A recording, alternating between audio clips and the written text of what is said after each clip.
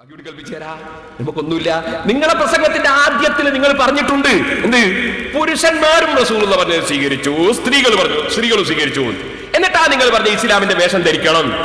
പിന്നെ നിങ്ങൾ പെണ്ണുങ്ങളെ സംബന്ധിച്ച് പറഞ്ഞു എന്ത്? മുൻകൈയും മുഖവും ഒഴിച്ച് ബാക്കിയുള്ളത് മറക്കണോന്നാ നബി പറഞ്ഞത്. എന്നിട്ടോ അയാളെ വകയിൽ ഒരു കളവും പറഞ്ഞു. അതാ രസം. എന്താ കളവ് അറിയോ? റസൂലുള്ളാഹിന്റെ പേരിൽ എന്താ കളവ് അറിയോ? റസൂലുള്ളാഹിന്റെ സദസ്സിൽ പ്രസംഗം കേൾക്കാൻ വേണ്ടി വന്ന സ്ത്രീകളെ, ആ സ്ത്രീകളോട് നബി പറഞ്ഞു പോലും മുൻകൈയും മുഖവും ഒഴിച്ചിട്ട് ബാക്കിയെ മറക്കാവൂ. മുൻകൈയും മുഖവും ഒഴിച്ച് ബാക്കി മറക്കണം, അതാണ് ഇസ്ലാമിന്റെ വേഷം എന്ന് പറഞ്ഞു പോലും. അപ്പൊ പെണ്ണുങ്ങളൊക്കെ എന്ത് ചെയ്തു? ഇസ്ലാമിന്റെ വേഷാക്കിയിട്ട് മുൻകൈയും മുഖവും ഒഴിച്ച് ബാക്കി മറിച്ചിട്ട് പോയി പോലും. സുബ്ഹാനല്ലാഹ്. തങ്ങളെ ഭാര്യ, സാധുവായ എന്റെ ഭാര്യ, ഞങ്ങളെ ഭാര്യമാരൊക്കെ മുഖടക്കം മറിച്ചിട്ടാ പോല്. അപ്പൊ ഇവരെ ആദർശം എന്താണ്? മുഖം മറക്കാൻ പാടില്ല എന്നാണ്. എന്താ കാരണം? മൗലവിമാര് പ്രസംഗിക്കുമ്പോൾ മുന്നിൽ തന്നെ മുഖത്തോടെ ഇങ്ങനെ ഇരിക്കണല്ലോ. അപ്പൊ മുഖം മറക്കാൻ പാടില്ല. അങ്ങനത്തെ ഫോട്ടോ ഒക്കെ സാധനം കാണിക്കാൻ പോകുന്നുണ്ട്. മുഖം മറക്കാൻ പാടില്ല എന്നൊരാശയം ഇത് നബിന്റെ പേരിൽ വെച്ചിട്ടാണ് പ്രസംഗം കേൾക്കാൻ വേണ്ടി വന്ന സ്ത്രീകള് മുഖവും മുൻകൈയും ഒഴിച്ച് ബാക്കി മറക്കണം എന്ന് നബി പറഞ്ഞപ്പോ അവരങ്ങനെയാക്കിയിട്ട് മടങ്ങിപ്പോയി. അല്ലാതെ മുഖവും മുൻകൈയും വെച്ച് ബാക്കിയുള്ളത് മറക്കണമെന്ന് പറഞ്ഞപ്പോ പ്രസംഗത്തിന്റെ സാഹസിന്ന് ഒരു പർദ്ദയും തുന്നിച്ചിട്ട് മടങ്ങിപ്പോയി എന്നാനൊരു സാധ്യതയില്ലല്ലോ. കാരണം സാഹസിൽ വരുമ്പോ അങ്ങനെ പർദ്ദ തുന്നിക്കാനുള്ള സൗകര്യം ഉണ്ടാവും. മടങ്ങിപ്പോകുമ്പോഴേക്ക് മാറ്റിയെന്നാ പറയുന്നത്. അപ്പൊ ഇത് അദ്ദേഹത്തിന്റെ പ്രസംഗത്തിൽ പറഞ്ഞത് ഞാൻ പിടികൂടിയിട്ടില്ലായിരുന്നു. അതും കൂടി പിടികൂടാനൊരു അവസരം ഈ പുതിയ പ്രസംഗത്തോടുകൂടി തന്നതിൽ ഞാൻ പ്രത്യേകം നന്ദി രേഖപ്പെടുത്തുന്നു. ഇനി എനിക്ക് അതിനെ സംബന്ധിച്ച് പറയാനുള്ളത്, ഇയാൾ പറയുന്ന ഈ തലപ്പാവ്, ഞാൻ ഇൻഷാ അല്ലാഹ് അദ്ദേഹത്തിന്റെ വെല്ലുവിളി നേരിട്ട് ഞാൻ അതിന്റെ ബാക്കി കൂടി നിങ്ങൾ കേൾപ്പിച്ചു തരും. അതിന് മുമ്പ് നിങ്ങൾ കേൾക്കേണ്ടത്, ഇയാൾ പറയും തലപ്പാവിനോട് എനിക്ക് വെറുപ്പാണ്. എന്താ വെറുപ്പിന് കാരണം? അയാൾ വെറുപ്പിന് കാരണം പറയും. കാരണം എന്താണ്? കാരണം അജ്മീറിലൊക്കെ ചില ആളുകൾ തൊപ്പി വെച്ചു കൊടുത്ത് പൈസ വാങ്ങുന്നുണ്ട്. അതുപോലെ ചില തട്ടിപ്പുകാര് തലപ്പാവ് ധരിക്കുന്നുണ്ട്. അതുകൊണ്ട് എനിക്ക് തലപ്പാവിനോട് വെറുപ്പാണ്. എന്നാ മൗലവി, ഞാൻ ചോദിക്കട്ടെ, ഒരുപാട് ആളുകൾ ഉടുത്ത തുണിയും ഉടുത്തിട്ട് കക്കാൻ പോകുന്നുണ്ട്. അതുപോലത്തെ ഉടുത്ത തുണിയും ഉടുത്ത് കള്ളു കുടിക്കുന്നുണ്ട്. തുണിയും ഉടുത്തിട്ട് പലരും വഞ്ചിക്കുന്നുണ്ട്. അതുകൊണ്ട് മൗലവിയെ തുണിയും അഴിക്കുമോ? കാരണം കുറെ ആളുകൾ അത് ചെയ്യുന്നത് തെറ്റുകൊണ്ടാണെങ്കിൽ ഉള്ളതങ്ങ് അയച്ചു കളയാൻ പറ്റുമോ? വെറുക്കാൻ പറ്റുമോ? ഇനി അതാ കേൾക്കാൻ പോകുന്നത്. അയാൾക്ക് വെറുപ്പാണ്, കേട്ടോളി. കാരണവും കേട്ടോളി. വേഷവും ധരിച്ചിട്ട് അന്ധവിശ്വാസം പ്രചരിപ്പിക്കുന്നു. ഈ വേഷം ധരിച്ചുകൊണ്ട് അനാചാരത്തിന് പ്രോത്സാഹനം നൽകുന്നു. അതുകൊണ്ട് പലപ്പോഴും ഈ വേഷത്തോടുള്ള ആ നിലയ്ക്ക് വേഷം ധരിച്ച ആളുകൾ അന്ധവിശ്വാസത്തിന്റെ ആളുകളല്ലേ, അനാചാരത്തിന്റെ വക്താക്കളല്ലേ എന്നൊരു വെറുപ്പുകൂടി ഈ വിഷയത്തിലുണ്ട് എന്ന് കൂടി നിങ്ങൾ മനസ്സിലാക്കണം. കണ്ടോ? അന്ധവിശ്വാസത്തിന്റെ ആളുകളാണ്, അതിന്റെ ആളുകളാണ് തലപ്പാവ് ധരിക്കുന്നത്. അതുകൊണ്ട് എന്നോടൊരു വെറുപ്പും കൂടിയുണ്ട്. എന്നാ സഹോദരന്മാരെ, ഈ അന്ധവിശ്വാസത്തിന്റെ ആള് ആരാണെന്ന് നിങ്ങൾക്ക് മനസ്സിലായോ? അത് അഷ്റഫുൽ ഖൽഖ് മുഹമ്മദുർ റസൂലുള്ളാഹി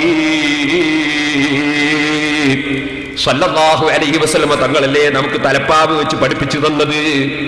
കേട്ടോളൂ നിങ്ങൾ. ഇമാം മുസ്ലിം റളിയല്ലാഹു അൻഹു റിപ്പോർട്ട് ചെയ്യുന്ന ഹദീസ്, ഇമാം മുസ്ലിം റളിയല്ലാഹു അൻഹു റിപ്പോർട്ട് ചെയ്യുന്ന ഹദീസ്. അതിന് മുമ്പ് ഞാൻ നിങ്ങളെ കേൾപ്പിക്കുന്നു. മൗലവി തന്നെ വേറൊരു സമയത്ത് പറയുന്നു, റസൂലുള്ളാഹിനെ പിന്തുടർന്ന് ജീവിക്കണം, റസൂലുള്ളാഹിനെ പിന്തുടരുന്നതിൽ ഒരു വെറുപ്പും നമുക്ക് ഉണ്ടാകാൻ പാടില്ല എന്ന് മൗലവി പറയുന്നത് ആദ്യം കേൾപ്പിക്കുന്നു. പിന്നെ അള്ളാന്റെ റസൂല് തലപ്പാവ് ധരിച്ചിരുന്നു എന്ന ഹദീസ് കേൾപ്പിക്കുന്നു. രണ്ടും നിങ്ങൾ കേട്ടോളൂ. നീരസം പ്രഖ്യാപിക്കാൻ, അതിന് വിമുഖത കാണിക്കാൻ ഒരാൾക്കും പാടില്ല തന്നെ.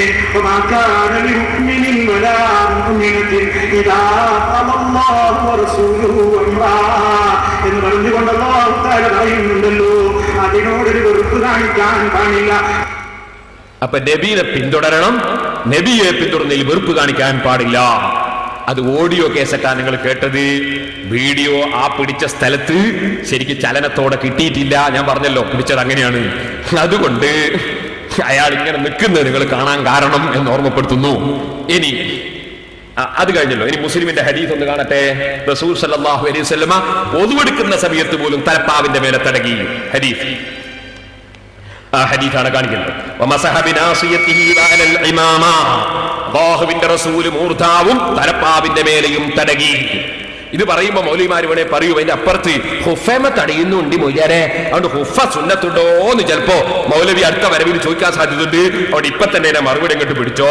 ഹുഫ ധരിക്കൽ സുന്നത്താണ് എന്ന് പണ്ഡിതന്മാര് പ്രത്യേകം പറഞ്ഞിട്ടില്ല. അതേ സമയത്ത് തലപ്പാവ് ധരിക്കൽ സുന്നത്താണെന്ന് പറയാത്ത പണ്ഡിതന്മാരില്ല. ഒന്നാമതായി പറഞ്ഞതാരാണ്? മൗലവി ശരിക്കും മനസ്സിലാക്കണം, മുജാഹിദിന്റെ സുഹൃത്തുക്കൾ മനസ്സിലാക്കണം. KM മൗലവി, TK മൗലവി, EK മൗലവി, ഈ മൗലവിമാരൊക്കെ കൂടി ചേർന്നിട്ട് മുജാഹിദിന്റെ മദ്രസയിൽ പഠിപ്പിക്കാൻ വേണ്ടി അവര് പുറത്തിറക്കിയ പുസ്തകമാണ് കിതാബുൻ അവ്വലു ഫിൽ അമലിയാത്ത്. ഈ അമലിയാത്ത് എന്ന പുസ്തകത്തിൽ മുജാഹിദിന്റെ മുഴുവൻ മൗലവിമാരും എഴുതുന്നത് ഞാനൊന്ന് വായിച്ചു കേൾപ്പിക്കട്ടെ, കേട്ടോളൂ. നമസ്കരിക്കുന്നവൻ തന്റെ വസ്ത്രങ്ങളിൽ നിന്ന് ഏറ്റവും നല്ലത് ധരിക്കുന്നതും കുപ്പായമിടുന്നതും തലപ്പാവ് ധരിക്കുന്നതും സുന്നത്താകുന്നു. അപ്പൊ മദ്രസയിലെ പുസ്തകത്തിൽ തന്നെ മുജാഹിദിന്റെ നേതാക്കന്മാര് പഠിപ്പിച്ചതാണ്. അതേ തലപ്പാവ് ധരിക്കൽ സുന്നത്താകുന്നു. പൊളിച്ചെഴുതുന്ന കോലമാണ് നിങ്ങൾ കാണുന്നത്.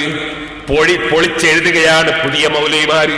പഴയ മൗലവിമാര് എഴുതിയത് പൊളിച്ചെഴുതുകയാണ്. അപ്പൊ തലപ്പാവ് സുന്നത്തില്ല എന്നാ ഇപ്പം പറയുന്നത്. ഇനി നിങ്ങൾക്ക് കേൾക്കണോ?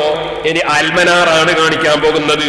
മുജാഹിദിന്റെ മുഖപത്രമായ അൽമനാർ വരട്ടെ. അൽമനാറ്, ഈ അൽമനാറ് അതേ മുജാഹിദിന്റെ മുഖപത്രം 1950 കാലത്തിറങ്ങിയ അൽമനാർ എന്ന മുഖപത്രം. അതിലതാ എഴുതുന്നു, മുസ്ലിങ്ങൾക്ക് തങ്ങളുടെ തലമറക്കൽ തൊപ്പി കൊണ്ടോ തലപ്പാവ് കൊണ്ടോ എന്തുകൊണ്ടായാലും വേണ്ടില്ല, സുന്നത്താണ്. ഇപ്പൊ മുജാഹിദിന്റെ മുഖപത്രമായ അൽമനാറ് 1950 പറയുന്നത് തലപ്പാവ് കൊണ്ടോ തൊപ്പി കൊണ്ടോ തലമറക്കൽ സുന്നത്താണ്. ഇപ്പോൾ മൗലവി നാദാപുരത്ത് വന്ന് പറയുന്നത് അത് സുന്നത്തല്ല, ഞാൻ വിദേശത്ത് നിന്ന് മറിച്ച് സുന്നത്താണെന്ന നിലക്കല്ല, ഞാൻ സുന്നത്താണെന്ന നിലക്ക് മറിച്ചതല്ല. ഇനി അതാ ഉമർ മൗലവി സൽസബീലിലും പറയുന്നു, അതുകൊണ്ട് ഞാൻ ഈ വിഷയത്തിൽ ഉറച്ചു നിൽക്കുന്നു, തലമറക്കൽ നബിയുടെ സുന്നത്താണെന്ന് പറയുന്നു. എന്റെ വാർദ്ധക്യത്തിന് മുമ്പ് ഞാൻ ഇങ്ങനെ തന്നെ. നിങ്ങൾ യുവാക്കളെല്ലാം കൂടി കാര്യം കുഴപ്പത്തിലാക്കരുത്. ഇത് ഉമർ മൗലവി പറയാണ്. ഈ യുവാക്കളായ മുജാഹിദ് മൗലവിമാര് കാര്യം കുഴപ്പത്തിലാക്കുകയാണ്. തലപ്പാവ് സുന്നത്തില്ലെന്ന് പറയുന്നത്, തലമറക്കൽ സുന്നത്തില്ലെന്ന് പറഞ്ഞ് ഇവര് പൊളിച്ചെഴുതുകയാണ്. എന്നാ പൊളിച്ചെഴുതുന്ന കോലം കേൾക്കണോ നിങ്ങൾക്ക്? ഇവിടെ മൗലവി പറഞ്ഞു നിങ്ങളൊക്കെ ഇസ്ലാഹി മാസിക വായിക്കണം. ഈ ഇസ്ലാഹി മാസിക പൊളിച്ചെഴുത്തുകാരനാണ്. ആ ഇസ്ലാഹി മാസിക അതാദ്യം അൽ ഇസ്ലാഹ് എന്ന പേരിൽ ഇറങ്ങി. ആ അൽ ഇസ്ലാഹാണിത്. ഇതിൽ പറയുന്നത് കേട്ടോളൂ, നിങ്ങൾ പൊളിച്ചെഴുതാണ്. പ്രത്യേക രീതിയിലുള്ള തലപ്പാവും നീണ്ട മോഹയും പൗരോഹിത്യത്തിന്റെ ലക്ഷണങ്ങളായി സമൂഹത്തിൽ കടന്നുകൂടി. ഇപ്പൊ തലപ്പാവ് ധരിക്കൽ പൗരോഹിത്യത്തിന്റെ ലക്ഷണമാണ് പോൽ. അള്ളാഹുവിന്റെ റസൂല് ചെയ്ത കാര്യം പൗരോഹിത്യത്തിന്റെ ലക്ഷണമാണ് പോൽ. ഇത് പറയാണ്, ഹിജറ 6-ാം നൂറ്റാണ്ടിലും അതിനു മുമ്പോ ശേഷം 8-ാം നൂറ്റാണ്ട് വരെയോ ഒരു ഇസ്ലാമിക പണ്ഡിതനും തലപ്പാവ് തന്റെ സാംസ്കാരിക വേഷമായി കരുതിയിരുന്നില്ല. എങ്ങനെയുണ്ട്? ഇസ്ലാഹി മാസിക വായിച്ചിട്ടാണ് പോലും പലരും മുജാഹിദാകുന്നത്. അതിൽ പറഞ്ഞ എന്താണ്? ഹിജറ 6-ാം നൂറ്റാണ്ടിന് മുമ്പ് തലപ്പാവ് ധരിക്കുന്ന പരിപാടിയില്ല. ഓ മുജാഹിദേ, നിങ്ങളെ ഇസ്ലാഹി മാസിക നിങ്ങൾ ഇവിടെയും പ്രചരിപ്പിച്ചില്ലേ? ഇന്നാദാപുരത്തും കൊണ്ടുവന്നിട്ട് നിങ്ങളെ ചേറുവിറക്കാൻ നോക്കിയില്ലേ? ഞാൻ ചോദിക്കട്ടെ, അള്ളാഹുവിന്റെ റസൂല് ഹിജറ 6-ാം നൂറ്റാണ്ടിന് ശേഷം വന്ന പുരോഹിതനാണോ? അള്ളാഹുവിന്റെ റസൂല് തലമറച്ചു എന്ന് സഹീഹ് മുസ്ലിമിലില്ലേ? നിങ്ങളെ ഉമർ മൗലവിയെ നിങ്ങൾ തള്ളി, KM മൗലവിയെ തള്ളി, അൽമനാർ തള്ളി, റസൂലുള്ളാഹിയെയും തള്ളി. എന്നിട്ടത് പൗരോഹിത്യമാണെന്നല്ലേ പുതിയ കണ്ടുപിടുത്തം? നിങ്ങൾ പൊളിച്ചെഴുതുകയാണ്, ഇസ്ലാം മതം പൊളിച്ചെഴുതുകയാണല്ലേ? ഈ പൊളിച്ചെഴുത്തിന് ഈമാനുള്ളവർക്ക് പിന്തുണ നൽകാൻ നിവൃത്തിയില്ല. ഇനി മൗലവി പറയുന്നത് അവർ പറഞ്ഞ പുരോഹിതന്മാരാണ്. ഇനി ഞാൻ പുരോഹിതന്മാരെ കാണിക്കാൻ പോവാണ്. ആരൊക്കെയാ പുരോഹിതൻ? ഒന്നാമത്തെ പുരോഹിതൻ ഞാനുമായി ഇടമുട്ടത്ത് വെച്ചും കാണാൻ പോവാണ് പുരോഹിതന്മാരെ. അതുപോലെ മഞ്ചേശ്വരത്ത് വെച്ചും വാദപ്രതിവാദം നടത്തിയ ഈ നാദാപുരത്ത് വന്നിട്ട് ബഹുമാനപ്പെട്ട മർഹൂം കീഴ ഉസ്താദ് അല്ലാഹു ദർജ വർദ്ധിപ്പിക്കട്ടെ, മഹാനവറുകളുടെ ആണ്ട് കഴിച്ചതിന് എതിരായി ആണ്ടനുസ്മരണവും സുന്നത്ത് ജമാഅത്തിന്റെ ആദർശങ്ങളും എന്ന് പറഞ്ഞ് കീഴ ഉസ്താദിന്റെ ആണ്ട് കഴിച്ചതിന് എതിരായി ഇവിടെ വന്ന് പ്രസംഗിച്ച മൗലവി, ആ മൗലവിയാണ് ഒന്നാമത്തെ പുരോഹിതൻ. അദ്ദേഹം തൊപ്പിയും ധരിച്ചിട്ടതാ നിൽക്കുന്നു. തൊപ്പി ധരിക്കൽ പൗരോഹിത്യമല്ലേ? തലപ്പാവ് പൗരോഹിത്യമല്ലേ? നിങ്ങൾ ഇസ്ലാഹി മാസിക അൽ ഇസ്ലാഹി മാസിക പറഞ്ഞതല്ലേ? ഇപ്പോഴെങ്ങനെ ആ പുരോഹിതൻ നിൽക്കുന്നത്? പക്ഷേ ഇത് അറേബ്യയിലാണ് കേട്ടോ, ഇത് അറേബ്യയിലാണ്. സഹോദരന്മാര് മനസ്സിലാക്കണം. ഒന്നാമത്തെ പുരോഹിതൻ സക്കരിയ സലാഹി, ഇനി രണ്ടാമത്തെ പുരോഹിതൻ KM മൗലവി വരുന്നു. തലപ്പാവ് ധരിച്ച KM മൗലവി രണ്ടാം പുരോഹിതൻ. മൂന്നാം പുരോഹിതൻ കടവത്തൂരിലെ എടപ്പാറ കുഞ്ഞഹമ്മദ് മുസ്ലിയാർ വരട്ടെ, തൊപ്പി ധരിച്ച പുരോഹിതൻ. നാലാമത്തെ പുരോഹിതൻ KP മുഹമ്മദ് ബിൻ അഹമ്മദ് മൗലവി. ഓഹോ, നമുക്ക് നേർക്കുനേരെയുള്ള ഒരു പരിപാടിയാണ് ഈ സ്ക്രീനിൽ കാണിച്ച് പരിപാടി നടത്തുക എന്നത്. ഇവിടെ ഹുസൈൻ സലഫി തുടങ്ങിയതാണ്. അൽഹംദുലില്ലാഹ്, അദ്ദേഹത്തിന്റെ തുടക്കവും അദ്ദേഹത്തിന്റെ ഈ കാണിക്കുന്ന ഒടുക്കവും ഇവിടെ വെച്ച് തന്നെ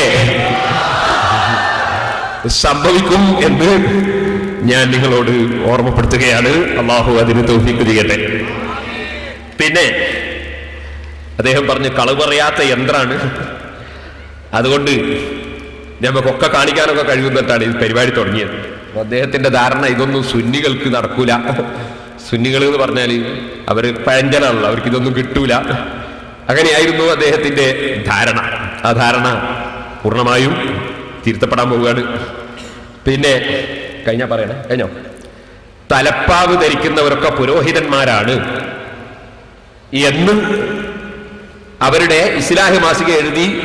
ഇവിടെ അദ്ദേഹം പറഞ്ഞു തലപ്പാവിന്റെ സുന്നത്തും ബഹുമാനമൊക്കെ പറയുന്നത് ബിദഈകളുടെ പരിപാടിയാണ്. ഫതുഹുൽ മുഈനിന്റെ മുസന്നിഫും നമ്മുടെ മുൻഗാമികളായ സർവ്വ ആലിമീങ്ങളും നബി സല്ലല്ലാഹു അലൈഹി വസല്ലം മുതൽ ഇന്ന് വരെയുള്ളവർക്ക് പുരോഹിതന്മാർ എന്ന് പറഞ്ഞു. അപ്പോൾ തലപ്പാവ് ധരിക്കുകയും തൊപ്പി ധരിക്കുകയും ചെയ്ത കുറച്ച് മൗലവിമാരെ, അതുപോലെ മുജാഹിദ് നേതാക്കന്മാരെയാണ് നിങ്ങൾക്ക് ഞാൻ കേൾപ്പിക്കാൻ തുടങ്ങിയത്. അതിന് ബദരീകളെ പേരൊന്നുമല്ല. അപ്പൊ എന്നാലും അത് കൃത്യമായി തന്നെ നിങ്ങൾക്ക് മനസ്സിലാക്കാൻ വേണ്ടി ഞാൻ ഒന്നുകൂടി സ്ക്രീനിൽ കാണിക്കുന്നു. ഒന്നാമതായി കാണിക്കുന്നത് സക്കരിയ സലാഹി വന്നോ? രണ്ടാമത്തത് KM മൗലവി, മൂന്നാമത്തത് എടപ്പാറ കുഞ്ഞഹമ്മദ് മൗലവി, നാലാമത്തത് KP മുഹമ്മദ് ബിൻ അഹമ്മദ് മൗലവി, MCC അബ്ദുറഹ്മാൻ മൗലവി, MK ഹാജി, മൊയ്തു മൗലവി, മൂസ മൗലവി, കുട്ടശ്ശേരി മൗലവി,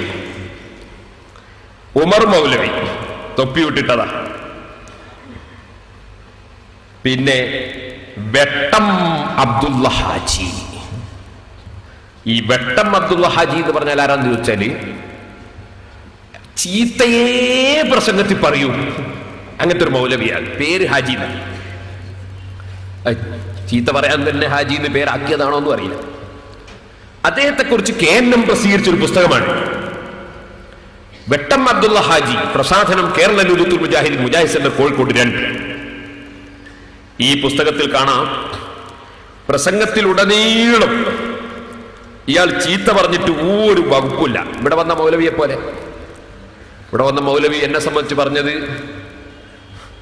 എന്താണെന്ന് ഇപ്പോ നേരത്തെ ഞാൻ കേൾപ്പിച്ചതിന്റെ ഇനി പിന്നെയും നിങ്ങൾ കേൾക്കുന്നതുകൊണ്ട്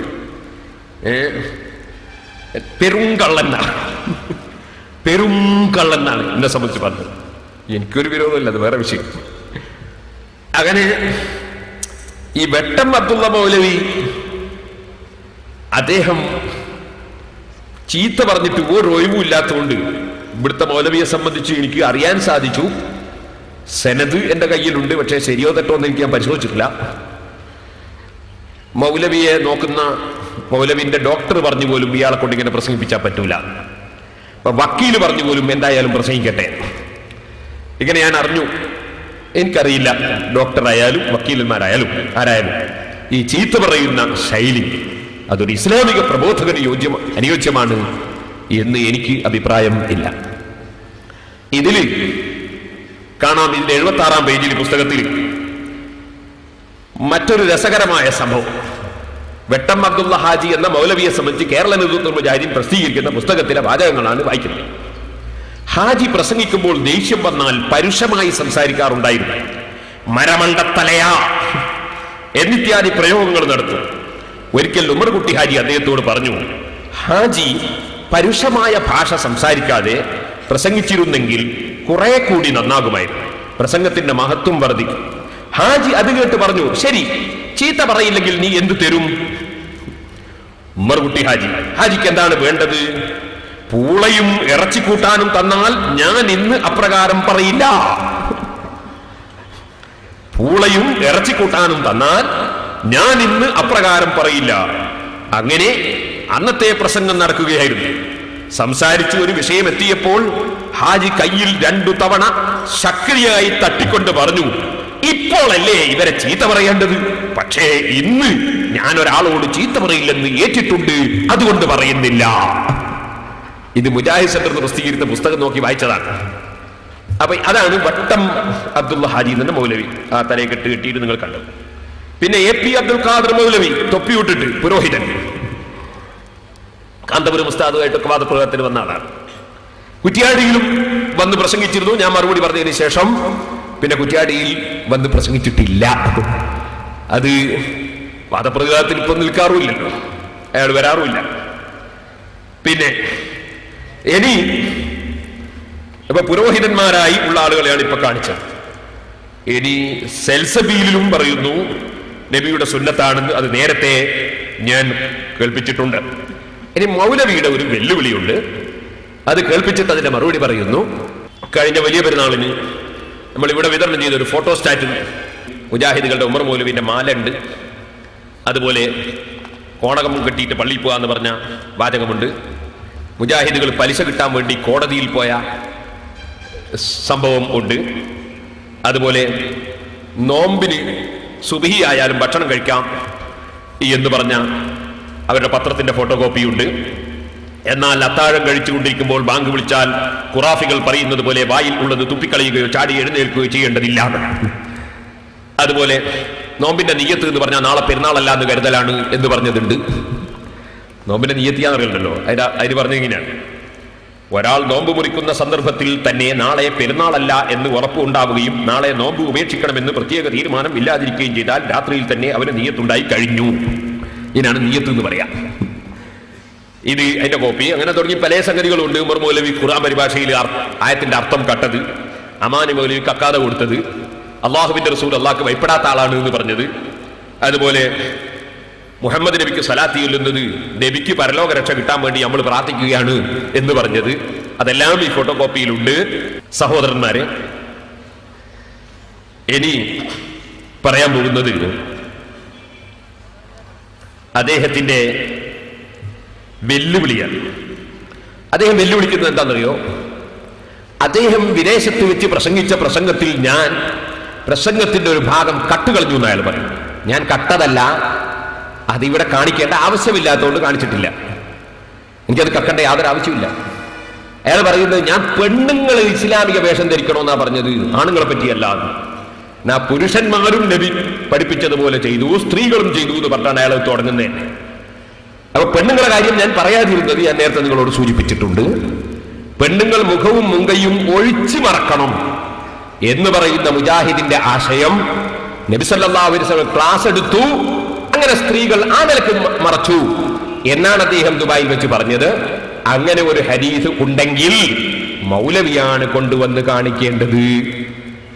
മുങ്കയും മുഖവും ഒഴിച്ചു മറക്കണം സ്ത്രീകൾ എന്ന് അള്ളാഹുവിന്റെ റസൂൽ പറഞ്ഞ ഒരു ഹദീസ് ഉണ്ടെങ്കിൽ അതാണ് ഞങ്ങൾക്ക് കാണേണ്ടത്. മൗലവി വെറുതെ സാധാരണ ആൾക്കാർ പറയും പോലെ അകത്തെടുക്കുന്ന മഴ കൊണ്ടുവന്ന് കാലുമ്പലിട്ടു എന്ന് പറഞ്ഞ പോലെ ഈ ഒരു ചോദ്യവും കൂടി എന്നോട് ചോദിപ്പിക്കാനാണ് മൗലവി വെല്ലുവിളി നടത്തിയത്. ആ വെല്ലുവിളി നിങ്ങൾ കേട്ടോളൂ, എന്നിട്ട് ഞാൻ ഇൻഷാ അല്ലാഹ് തീർത്തും നിങ്ങൾക്ക് കേൾപ്പിച്ചും തരാം. വെക്ക്.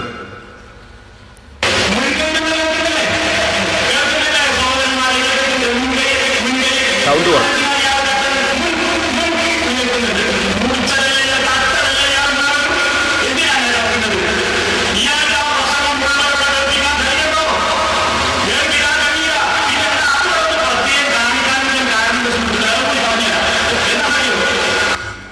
മുറിച്ചതല്ലേ ഇയാള്, കട്ടതല്ലേ ഇയാള് എന്നാ ചോദിക്കുന്നു. എന്തവിടെന്ന് പറഞ്ഞാലും പുരുഷന്മാരും അത് സ്വീകരിച്ചു, സഹാബാ കിറാമിന്റെ ഭാര്യമാരും അത് അംഗീകരിച്ചു. വസ്ത്രം മുഴുവൻ കൃത്യമായി ഇസ്ലാമിന്റെ വേഷം ധരിക്കണം.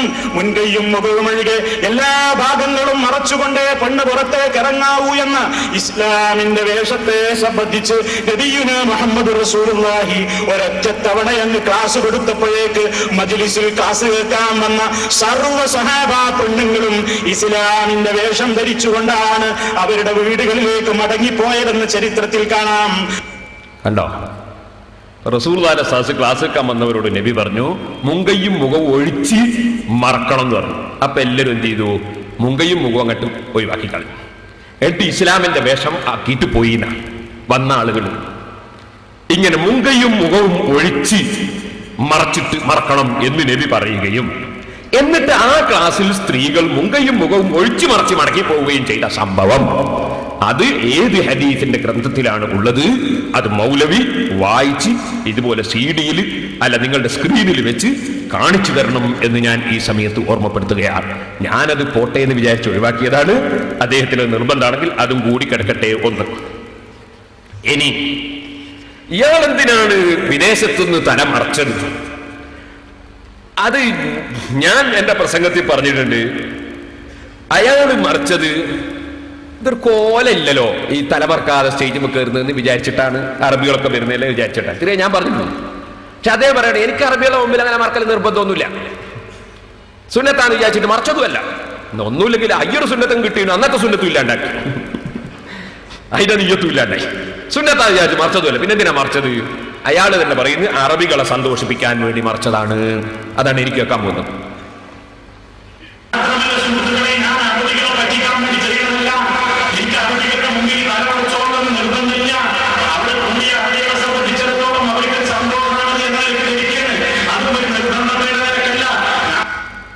അതെ, അറബികളുടെ സന്തോഷത്തിന് വേണ്ടിയാണെന്നല്ലേ പറഞ്ഞത്. അയാൾ തന്നെ പറയുന്നുണ്ട് എന്ത്? അള്ളാന്റെ പൊരുത്തത്തിന് വേണ്ടി അല്ലാണ്ട് ഒരു പണിയും കൊടുക്കാൻ പാടില്ല. അത് വേറെ പറയുന്നു, ഇരിക്കട്ടെ. ഇനിയൊക്കെ പറയാൻ കാണിക്കാൻ പോകുന്നതേ നിങ്ങൾ മനസ്സിലാക്കണം. ഇയാൾ ഇതിനെ നേരിടാൻ ഇവിടെ എന്ത് ചെയ്യുന്നറിയോ?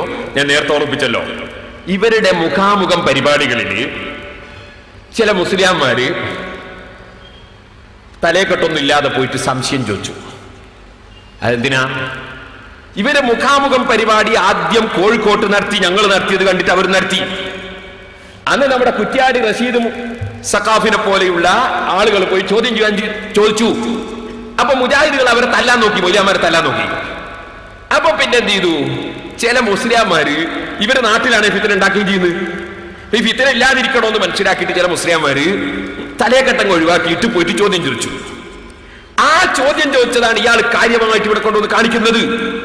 അപ്പൊ ജനങ്ങളെ ബോധ്യപ്പെടുത്താൻ വേണ്ടി ഈ തലപ്പാവ് ധരിക്കാതെ അവരുടെ സദസ്സ് പോയി ചില മുസ്ലിംമാര് ചോദ്യം ചോദിച്ചത് വലിയൊരു തെറ്റായിട്ട് കാണിക്കുകയാണ്. അതിനെ സംബന്ധിച്ചാണ് നേരത്തെ ഞാൻ പറഞ്ഞത്. മൗലവിമാർക്ക് ചോദിക്കാൻ അധികാരമുണ്ടോ? പറയാൻ അധികാരമുണ്ടോ? കാരണം നിങ്ങൾ ഖുർആനും ഹദീസും സ്വീകരിക്കുന്നവരല്ലേ. ഖുർആനിൽ ഇബ്രാഹിം നബി അലൈഹി ഇസ്ലാമിന്റെ അടുക്കൽ മലക്കുകൾ മനുഷ്യരൂപത്തിൽ വന്നത് ഇല്ലേ? പോകട്ടെ, ചോദ്യം ചോദിക്കാൻ വേണ്ടി ജിബ്രീൽ അലൈഹി ഇസ്ലാം മനുഷ്യന്റെ രൂപത്തിൽ വന്നത്, ജിബ്രീലിന്റെ യഥാർത്ഥ രൂപം മാറി മനുഷ്യരൂപത്തിൽ വന്നത് ബുഖാരി, മുസ്ലിം തുടങ്ങിയ ഹദീസിന്റെ ഗ്രന്ഥങ്ങളിലില്ലേ? എന്തിനാ? സദസ്യർക്ക് ബോധ്യപ്പെടുത്താനാണ്. അപ്പൊ സദസ്സിലുള്ള മുജാഹിദിനെയും സുന്നികളെയും ബോധ്യപ്പെടുത്താൻ വേണ്ടി മുസ്ലിയാരുടെ വേഷത്തിൽ ചെന്നാൽ നിങ്ങൾ തല്ലും. അതുകൊണ്ട് വേഷം മാറിപ്പോയ ചില മുസ്ലിംമാരുണ്ട് പോൽ ഉണ്ടായിരിക്കാം. അതുകൊണ്ടാണോ മൗലവി അറബികളെ സന്തോഷിപ്പിക്കാൻ വേണ്ടി തലമറക്കുകയും ഇവിടെ വരുമ്പോൾ തലമറക്കാതിരിക്കുകയും ചെയ്തത്? ന്യായീകരണമാണോ ഇത്? പിന്നെന്താണ് ഇയാൾ പറഞ്ഞറിയോ? നിങ്ങൾക്ക് ഞാനൊരു രസം കാണിച്ചു തരാം. അതറിയോ? ഇടമുട്ടത്തൊരു സംഭാവന, ഇടക്ക് മുട്ടി. കാരണം നാട്ടിന്റെ പേരിൽ എങ്ങനെ ഇടമുട്ടം, അങ്ങനെ മുട്ടിയത് എങ്ങനെയാണെന്ന് ഇൻഷാല്ലാ ലാസ്റ്റ് കാണിക്കും.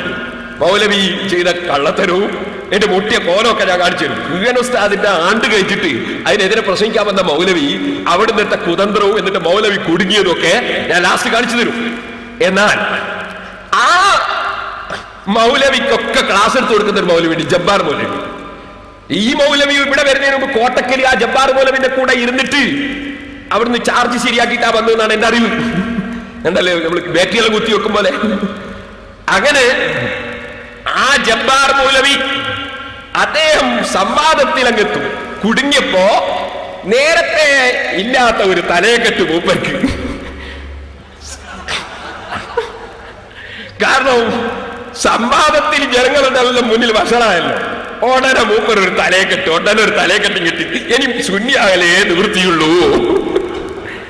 അത് കണ്ടോ, ജബ്ബാർ മൗലവി തലയെ കെട്ടിയിട്ട്, തലയെ കെട്ടാണ്ടുണ്ടായാൽ എന്നെ അതിന്റെ മുമ്പ് അതാ കെട്ടാതെ എനിക്ക് കെട്ടിയിട്ട് അതാ. അപ്പോ ആരാണ് സന്ദർഭത്തിനനുസരിച്ച് വേഷം മാറ്റൽ എന്നതാണ് ഇപ്പോൾ കാണിച്ചു തന്നത്. ഇനി മൂപ്പര് പറയാണ്, ഞാനൊരു ഹദീസ് ഓതിയിരുന്നു. تجدون شر الناس يوم القيامة ذا الوجهين الذي يؤتي هؤلاء بوجه ويؤتي هؤلاء بوجه. ഇരുമുഖക്കാരൻ ഏറ്റവും നാശം പിടിച്ചവനാണെന്ന് അറിയിക്കുന്ന ഒരു ഹദീസ്. അത് മൂപ്പര് വിശദീകരിച്ചിട്ട് പറയാണ്, ഞാൻ ആ ഹദീസ് വായിച്ച് അർത്ഥം പറഞ്ഞ് വിശദീകരിക്കുമ്പോ ഞാൻ പറഞ്ഞിട്ടുണ്ട് അവിടെ എങ്ങനെ പറയാ, ഇവിടെ എങ്ങനെ പറയാ, അവിടെ എങ്ങനെ പോവാ, ഇവിടെ എങ്ങനെ പോവാ എന്നൊക്കെ ഞാൻ അതിന്റെ യഥാർത്ഥ ഉദ്ദേശം വിവരിച്ചിട്ടുണ്ട്. എന്നാൽ അതേ പറയാണ്, അതിന്റെ അർത്ഥം ആശയത്തിൽ മാറ്റം വരുത്തുക എന്നാണ്. നമ്മളങ്ങനെ ആശയത്തിൽ മാറ്റം വരുന്ന പരിപാടി ഞങ്ങൾക്ക് ഉണ്ടാവില്ല. അത് നിങ്ങളെ ശൈഖുനാ കാന്തപുരത്തിലാണുള്ളത്. എന്നാൽ മൗലവി നാദാപുരത്ത് വെച്ച് തന്നെ കഴിഞ്ഞ പ്രസംഗത്തിൽ ഒരിക്കൽ പറഞ്ഞത് ഉടനെ അതിനെതിരായിട്ട് പറഞ്ഞതാണ് ഇനി നിങ്ങൾ കൽപ്പിക്കുന്നത്. എന്നിട്ട് ശൈഖുനാ കാന്തപുരത്തിന്റെ കാര്യം നമുക്ക് പറയാം. വെക്ക്.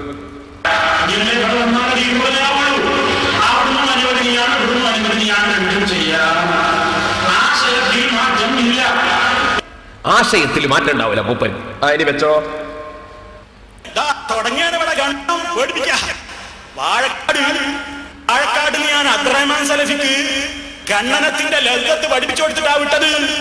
സലഫിന് ഞാൻ വിടൂല, നിങ്ങൾ ഭരണപ്പെടെ കെട്ടിക്കും. ഇങ്ങനെ മൂപ്പര് വിചാരിച്ചത് നാലാപുരം ഒട്ടാകെ മൂപ്പർക്ക് സ്ത്രീധനം കിട്ടിയതാണ്. നാലാപുരൊട്ടാകെ മൂപ്പർക്ക് സ്ത്രീധനം കിട്ടിയതാ.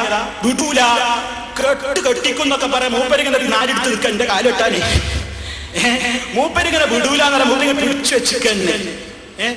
ഇതൊക്കെ ആധുനിക കാലഘട്ടത്തിൽ പറയേണ്ട വർത്താനല്ല പേരോടെ. ഇത് യുഗം മാറി.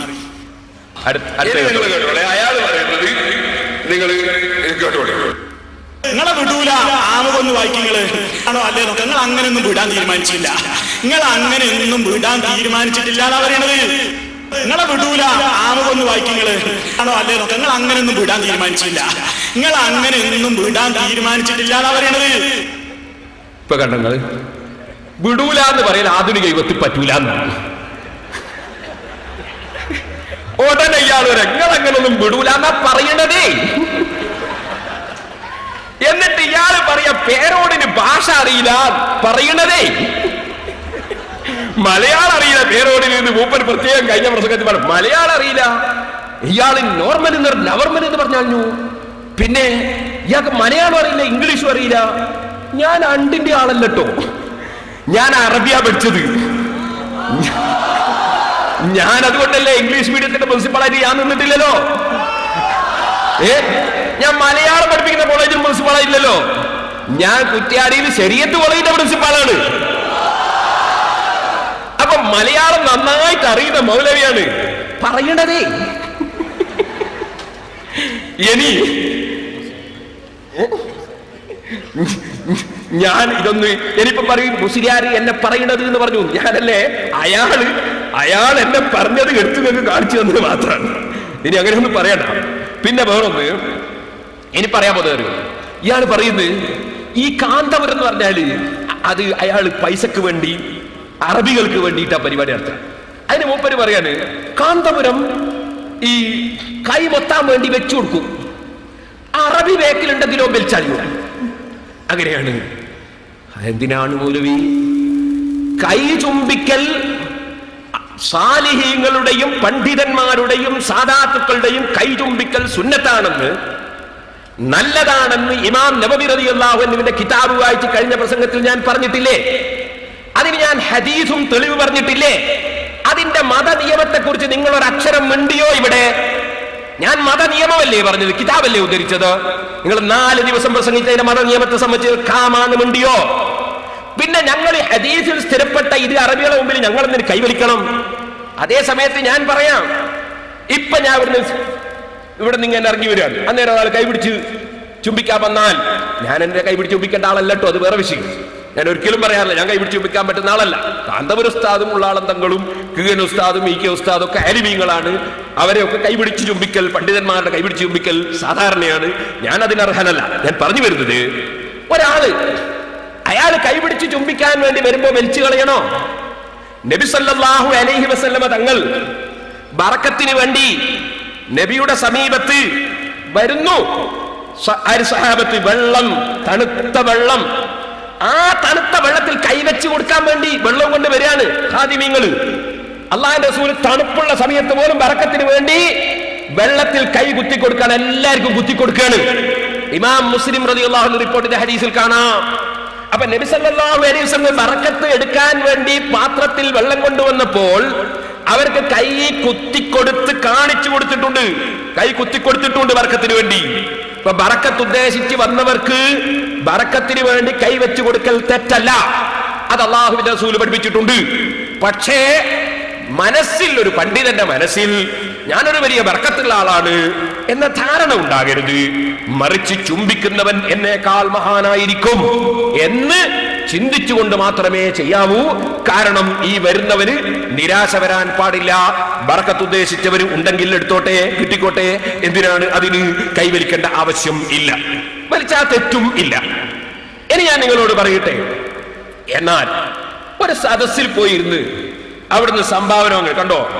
സഹീഹ് മുസ്ലിമിന്റെ ഹദീസ്, ബാബു ഖുർബിൻ നബി അലൈഹിസ്സലാം മിനൻ നാസി വതബറുകിഹിം ബിഹി. കാന റസൂലുള്ളാഹി സ്വല്ലല്ലാഹു അലൈഹി വസല്ലം, റസൂലുള്ളാഹി സ്വല്ലല്ലാഹു അലൈഹി വസല്ലം ആയിരുന്നു, ഇദാ സല്ലൽ ഗദാത, സുബ്ഹി നിസ്കരിച്ചു കഴിഞ്ഞാൽ, ജാഅ ഖദമുൽ മദീനതി, മദീനയിലുള്ള ഖാദിമീങ്ങൾ വരും, ബിആനിയതിഹിം, അവരുടെ പാത്രങ്ങളുമായി വരും, ഫീഹൽ മാഉ, ആ പാത്രത്തിൽ വെള്ളമുണ്ട്, ഫമാ യൂതാ ബിഇനാഇൻ, ഏത് പാത്രം കൊണ്ടുവന്നാലും, ഇല്ലാ ഖമസ യദഹു ഫീഹാ, നബിയുടെ കൈ അതിൽ അല്ലാഹുവിന്റെ റസൂൽ മുക്കിക്കൊടുക്കും. ഫറുബ്ബമാ ജാഊഹു ഫിൽ ഗദാത്തിൽ ബാരിദ, വളരെ തണുപ്പുള്ള ചില പ്രഭാതങ്ങളിലും അങ്ങനെ അവർ കൊണ്ടുവരും. ഫയഗ്മിസു യദഹു ഫീഹാ, അതിലും അല്ലാഹുവിന്റെ റസൂൽ കൈമുക്കി കൊടുക്കും.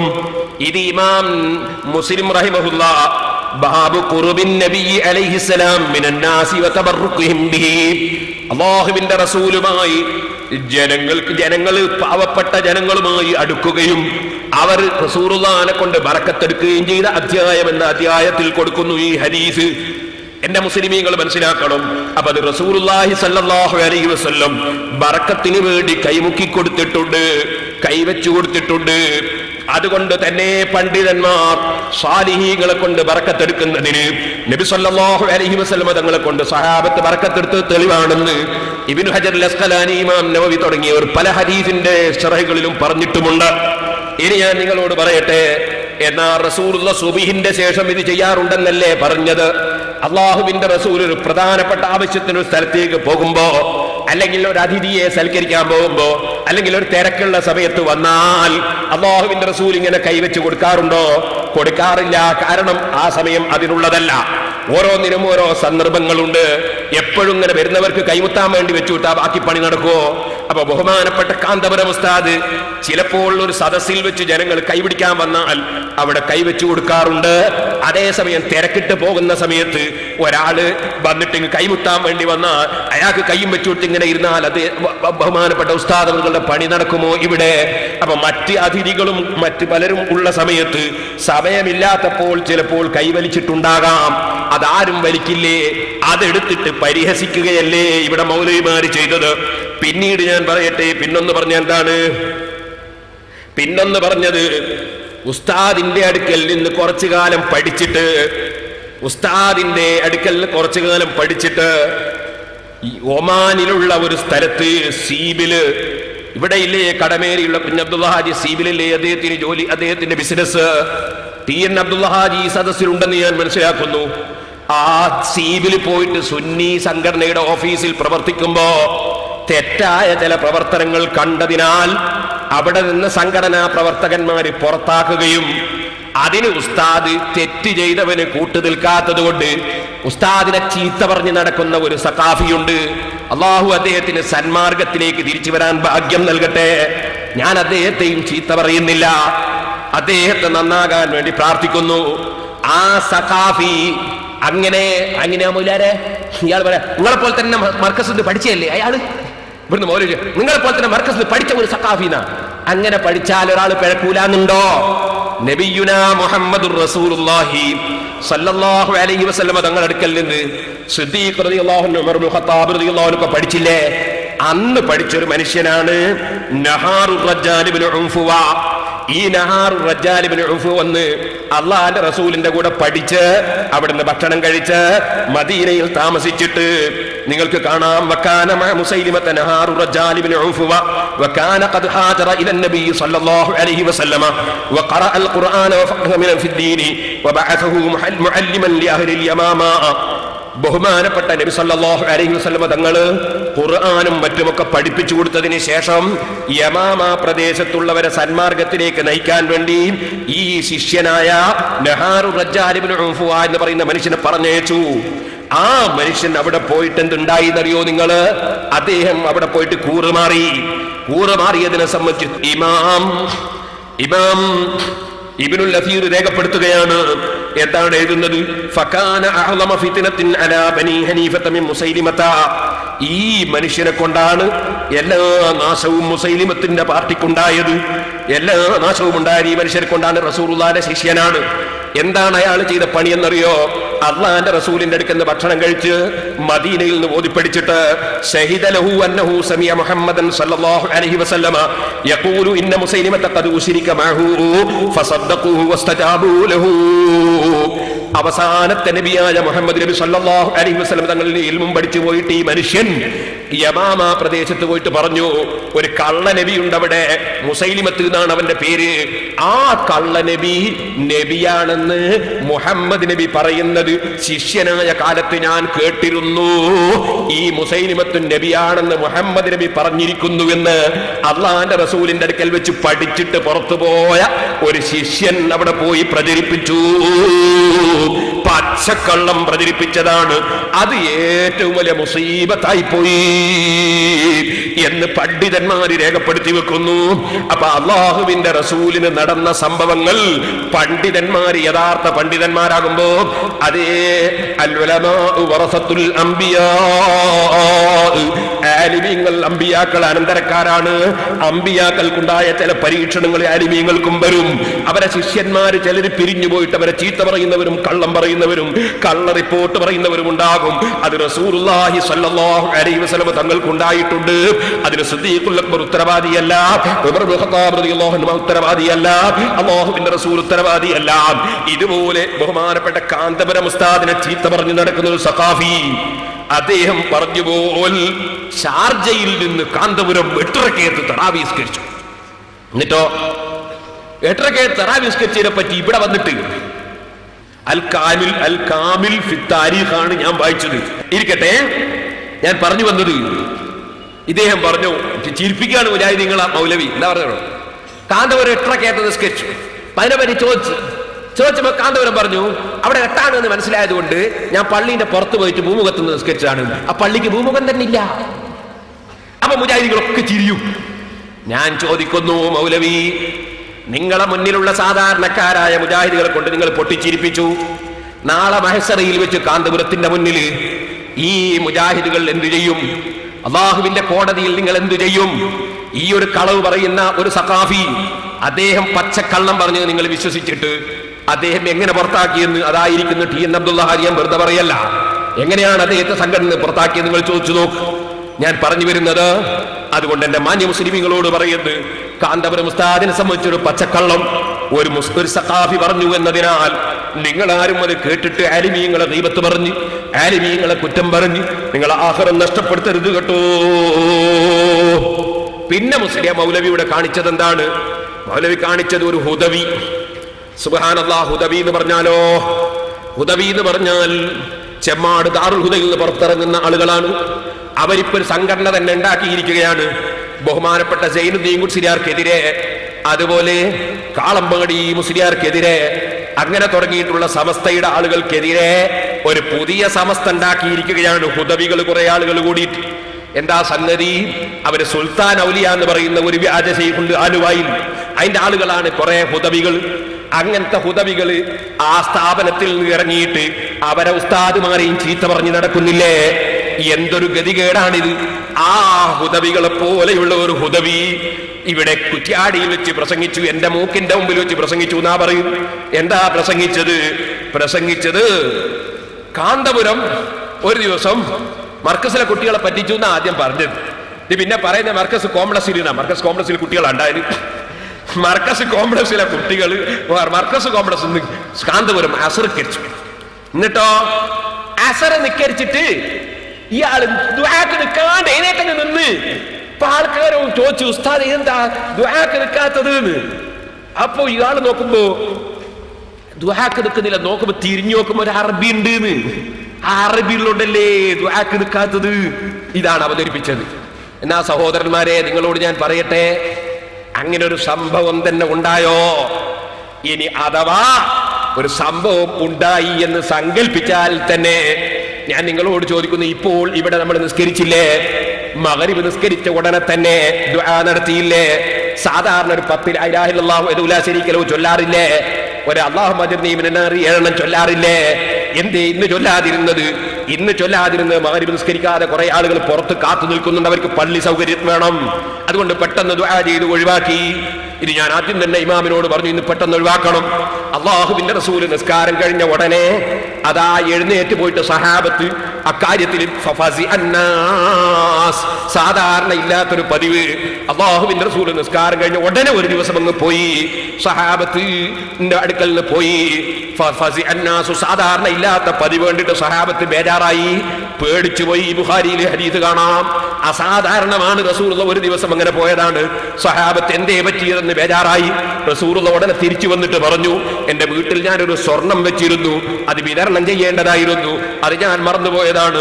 അത് പെട്ടെന്ന് തന്നെ പോയിട്ട് എടുത്തു കൊടുക്കാൻ വേണ്ടി പെട്ടെന്ന് പോയതാണ്. നിങ്ങൾ ബേജാറാകേണ്ടതില്ലെന്ന് പറഞ്ഞു. അപ്പൊ അല്ലാഹുവിന്റെ റസൂലിന്റെ ജീവിതത്തിൽ ഒരു ദിവസം ഒരത്യാവശ്യത്തിന് വേണ്ടി നിസ്കാരം കഴിഞ്ഞ ഉടനെ ദിക്റിനും ദുആക്കും നിൽക്കാതെ ഇമാമായ നബി സല്ലല്ലാഹു അലൈഹി വസല്ലം തിരിഞ്ഞു പോയത് ബുഖാരിയിലില്ലേ? മൗലവിമാരെ, നിങ്ങൾക്കോ കിതാബ് അറിയില്ല? എന്തേ കിതാബ് ഓതി പഠിച്ചവർക്ക് അതറിയില്ലേ? അപ്പൊ അല്ലാഹുവിന്റെ റസൂലിന്റെ ജീവിതത്തിൽ അങ്ങനെ ഒരു സംഭവം നടന്നിട്ടില്ലേ? അത് സഹീഹുൽ ബുഖാരിയിലില്ലേ? ഇനി ഞാൻ നിങ്ങളോട് പറയട്ടെ, ഞാനും പലപ്പോഴും നിസ്കാരത്തിന് ദുആക്ക് നിൽക്കാതെ കുറ്റ്യാടിയിൽ നിന്ന് ഇറങ്ങി പോകാറുണ്ട്. അറബികൾ ഉണ്ടായിട്ടല്ല, മലയാളികൾ ഉണ്ടായിട്ടുമല്ല. എനിക്ക് ചിലപ്പോൾ വളരെ തിരക്കിട്ടൊരു സ്ഥലത്ത് എത്തേണ്ടതുണ്ടാകും. അപ്പൊ ഞാൻ ചിലപ്പോൾ കാറിൽ കയറി കാറിന്ന് തസ്ബീഹ് ചൊല്ലാം, ദിക്ർ ചൊല്ലാം, ദുആ നടത്താം. കാറിന്ന് വേണമെങ്കിൽ സുന്നത്തും നിസ്കരിക്കാം. അങ്ങനെ ഇറങ്ങി പോകാറുണ്ട്.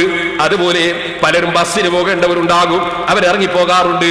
നമ്മളുണ്ടോ? ഒരിക്കലും ഒരാളും നിസ്കാരം കഴിഞ്ഞാൽ ദിക്റും ദുആയും കഴിയാതെ ഒരു മനുഷ്യനും ഒരു സന്ദർഭത്തിലും പോകരുതെന്നുണ്ടോ? നമുക്കൊരു വാദം. സുന്നത്തല്ലേ അത് അത്യാവശ്യത്തിന് നിർബന്ധിതാവസ്ഥയിൽ പോകേണ്ടി വന്നാൽ ഒഴിവാക്കുന്നത് കുറ്റമാണെന്ന് നമ്മൾ പറയാറുണ്ടോ? ഇനി ഞാൻ നിങ്ങളോട് പറയട്ടെ, എന്നാൽ ഇവിടെ ഹുദവിന്റെ പ്രസംഗം നിങ്ങൾക്ക് ഞാനൊന്ന് കേൾപ്പിച്ചു തരും. അയാൾ പറഞ്ഞ വിഡ്ഢിത്തം നിങ്ങൾ മനസ്സിലാക്കണം. എന്തേ? കാന്തപുരം ഉസ്താദ് അസർ നിസ്കരിച്ചിട്ട് ദുആക്ക് നിൽക്കാതെ എണീറ്റ് നിന്നു. അപ്പൊ നോക്കുമ്പോ എന്താ ചെയ്യുന്നറിയോ? സുന്നത്ത് നിസ്കരിക്കാണ്. അസറിന്റെ ശേഷം സുന്നത്തുണ്ടോ ഹുദവി? അതാ എനിക്ക് കേൾപ്പിക്കാൻ പോകുന്നത്. അത് ഹുദവിക്കും മനസ്സിലായില്ല, സെലഫിക്കും മനസ്സിലായില്ല. അതുകൊണ്ടല്ലേ നിങ്ങളോട് പറഞ്ഞത്, നിങ്ങൾ മർക്കസിലേക്ക് വരൂ, സിറാജുൽ ഹുദയിലേക്ക് വരൂ. അസറിന്റെ ശേഷം സുന്നത്തില്ല മൗലവിമാരെ. വെച്ചാട്ടെ.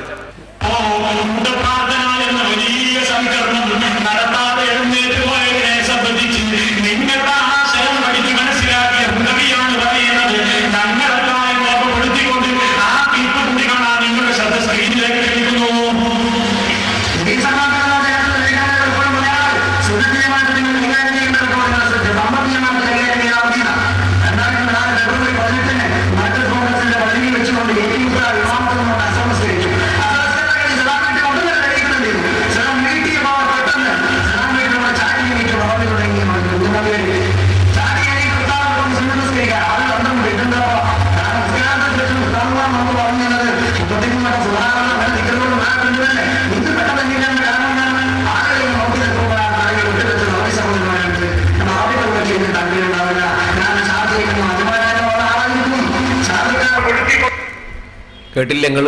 സുന്നത്തിരിക്കാൻ വേണ്ടി നിന്നു എന്നാണ്. ഞാൻ ചുരുക്കി പറയട്ടെ. ഇനി പിന്നൊന്ന് പറഞ്ഞെന്താ അറിയോ? ഖത്തറിൽ പോയി, കാന്തപുരം. അപ്പൊ അവിടുന്ന് ഒരു കത്തയച്ചു. എന്താ കത്തിലുള്ളത്? ഞാൻ തിരിച്ചു വരുന്നത് വരെ മുജമകൾക്കെതിരായി ഒറ്റ അക്ഷരവും സുന്നി ടൈംസിലോ വോയിസിലോ പറഞ്ഞവർക്ക് ഓർമ്മയില്ല, എഴുതാൻ പാടില്ല. ഇത് മൗലവിയോട് പറഞ്ഞു. മൗലവിയോട് ഞാൻ ചോദിക്കുന്നു, കാന്തപുരം ഉസ്താദ് എഴുതിയ ഒരു കത്ത്, അങ്ങനെ ഒരു കത്ത് എഴുതിയിട്ടുണ്ടെങ്കിൽ ആ കത്ത് നിങ്ങളൊന്ന് CD-യിൽ വെച്ച് കാണിക്കുക. എതിരാളികൾ പറയുന്ന ആരോപണങ്ങൾ തെളിവിനുദ്ധരിക്കുന്നത് ന്യായമാണോ, മാന്യതയാണോ, ശരിയാണോ? നെഞ്ഞുണ്ടെങ്കിൽ അത് നിസ്കാരത്തിൽ കൈവെക്കാനുള്ളതല്ല, ചിന്തിക്കുമ്പോൾ വെക്കാനുള്ളതാ. നെഞ്ഞത്ത് കൈവച്ചൊന്ന് ചിന്തിച്ചു നോക്കുക. എതിരാളികൾ പറയുന്ന ആരോപണങ്ങൾ തെളിവിനുദ്ധരിക്കുന്നത് ശരിയാണോ? നെഞ്ചുണ്ടെങ്കിൽ നെഞ്ച് കൈവച്ചിട്ട് നാദാപുരത്ത് വന്ന് പറഞ്ഞത് ന്യായമാണോ എന്ന് ചിന്തിക്കുക. ഇനി ഞാൻ എന്റെ മുസ്ലിമീങ്ങളോട് പറയട്ടെ, അല്ലാഹു അവന്റെ ഖുർആനിൽ പറയുന്നു, യാ അയ്യുഹല്ലദീന ആമനു ജുതനിബൂ കസീറൻ മിനൽ-ളന്നി ഇന്ന ബഅദൽ-ളന്നി ഇസ്മുൻ വലാ തജസ്സസൂ വലാ യഗ്തബ് ബഅദുകും ബഅദാ. സത്യവിശ്വാസികളെ, നിങ്ങൾ ആരെയും തെറ്റിദ്ധരിക്കരുത് കേട്ടോ. നിങ്ങളെ ധാരണ പലപ്പോഴും തെറ്റാണ്. നിങ്ങൾ ആരെയും തെറ്റിദ്ധരിക്കരുത് കേട്ടോ. അതെ, നിങ്ങൾ ഒരാളെയും കുറ്റവും കുറവും പറയരുത് കേട്ടോ. അല്ലാഹു തആല വീണ്ടും ചോദിക്കുന്നു, അയുഹിബ്ബു അഹദുക്കും അൻ യഅകുല ലഹ്മ അഖീഹി മൈതാ. മറ്റൊരാളുടെ ശവം തിന്നുന്നത്, അതെ, മറ്റൊരാളുടെ ശവത്തിന്റെ മാംസം തിന്നുന്നത് നിങ്ങൾ ഇഷ്ടപ്പെടുമോ? സലഫി മൗലവിയോട് ഞാൻ ചോദിക്കട്ടെ, നിങ്ങൾ കുറെ ആളുകളെയും മുന്നിലിരുത്തിയിട്ട് ആയിരക്കണക്കിന് യതീം മക്കളെ പോറ്റുന്ന ഒരു പണ്ഡിതൻ, ആയിരക്കണക്കിന് പള്ളി നിർമ്മിക്കുന്ന ഒരു പണ്ഡിതൻ, അറിയില്ലേ വടകരയിൽ നാരായണ നഗറിൽ എത്ര ബിൽഡിങ്ങുകൾ ആരൊക്കെ നിർമ്മിച്ചു? അവിടെ പുതിയ ബസ് സ്റ്റാൻഡ് വരുമ്പോ അതിന്റെ സമീപത്ത് എത്ര പണക്കാര് സ്ഥലമെടുത്തു, എത്ര ആളുകൾ അവിടെ ബിൽഡിങ്ങുകളും കച്ചവടങ്ങളും തുടങ്ങി. പക്ഷേ ആ വടകര ബസ് സ്റ്റാൻഡിൽ വരുന്ന മുസ്ലിമീങ്ങൾക്ക് നിസ്കരിക്കാൻ ഒരു പള്ളിക്ക് സ്ഥലം വേണം, അവിടെ ഒരു പള്ളി വേണം എന്ന് ചിന്തിക്കാൻ കേരളത്തിൽ ഒരു പണ്ഡിതനല്ലേ ഉണ്ടായുള്ളൂ? അതല്ലേ ശൈഖുനാ കാന്തപുരം ഉസ്താദ്.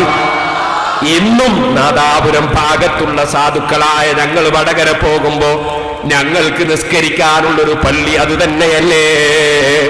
ഞാനിത് പറഞ്ഞു വരുന്നത് കോഴിക്കോട്ട് ബഹുമാനപ്പെട്ട സയ്യിദ് അബ്ദുറഹ്മാൻ ബാഫഖി തങ്ങൾ നവ്വറല്ലാഹു മർക്കദഹു മഹാനവറുകളെ പോലുള്ളവർ അധ്വാനിച്ച് മുഹീദ്ദീൻ ശൈഖിന്റെ പേരിൽ ഉണ്ടാക്കിയ പള്ളി പോലും, ആ പള്ളി വരെ ആ പേര് മാറ്റാതെ തട്ടിയെടുത്ത മുജാഹിദേ, സുന്നികൾക്ക് കയറി കോഴിക്കോട്ട് നിന്ന് നിസ്കരിക്കാൻ ഒരു സൗകര്യമില്ലാത്ത കാലമായിരുന്നില്ലേ?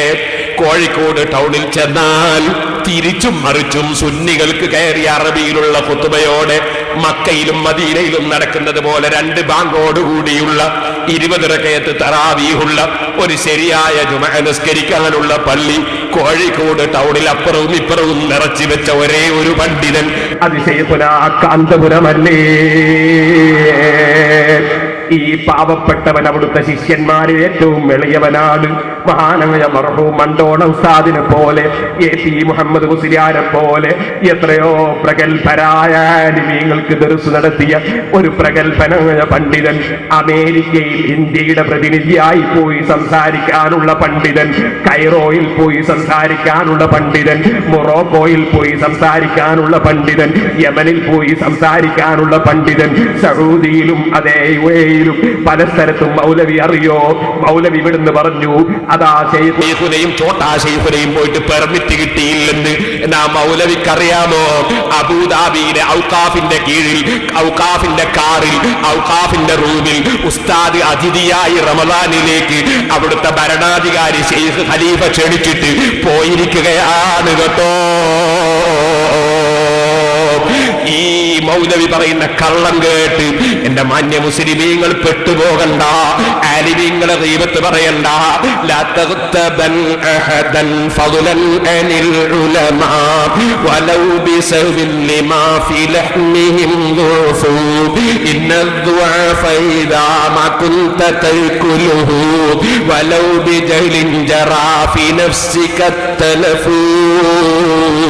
മോനെ, നീ അറിയാതെ വിഷം വയറ്റിലാക്കിയാലും നഞ്ഞ് നീ വയറ്റിലാക്കുന്നത് വിവരം അറിയാതെയാണെങ്കിലും നീ മരിച്ചു പോവുകയില്ലേ?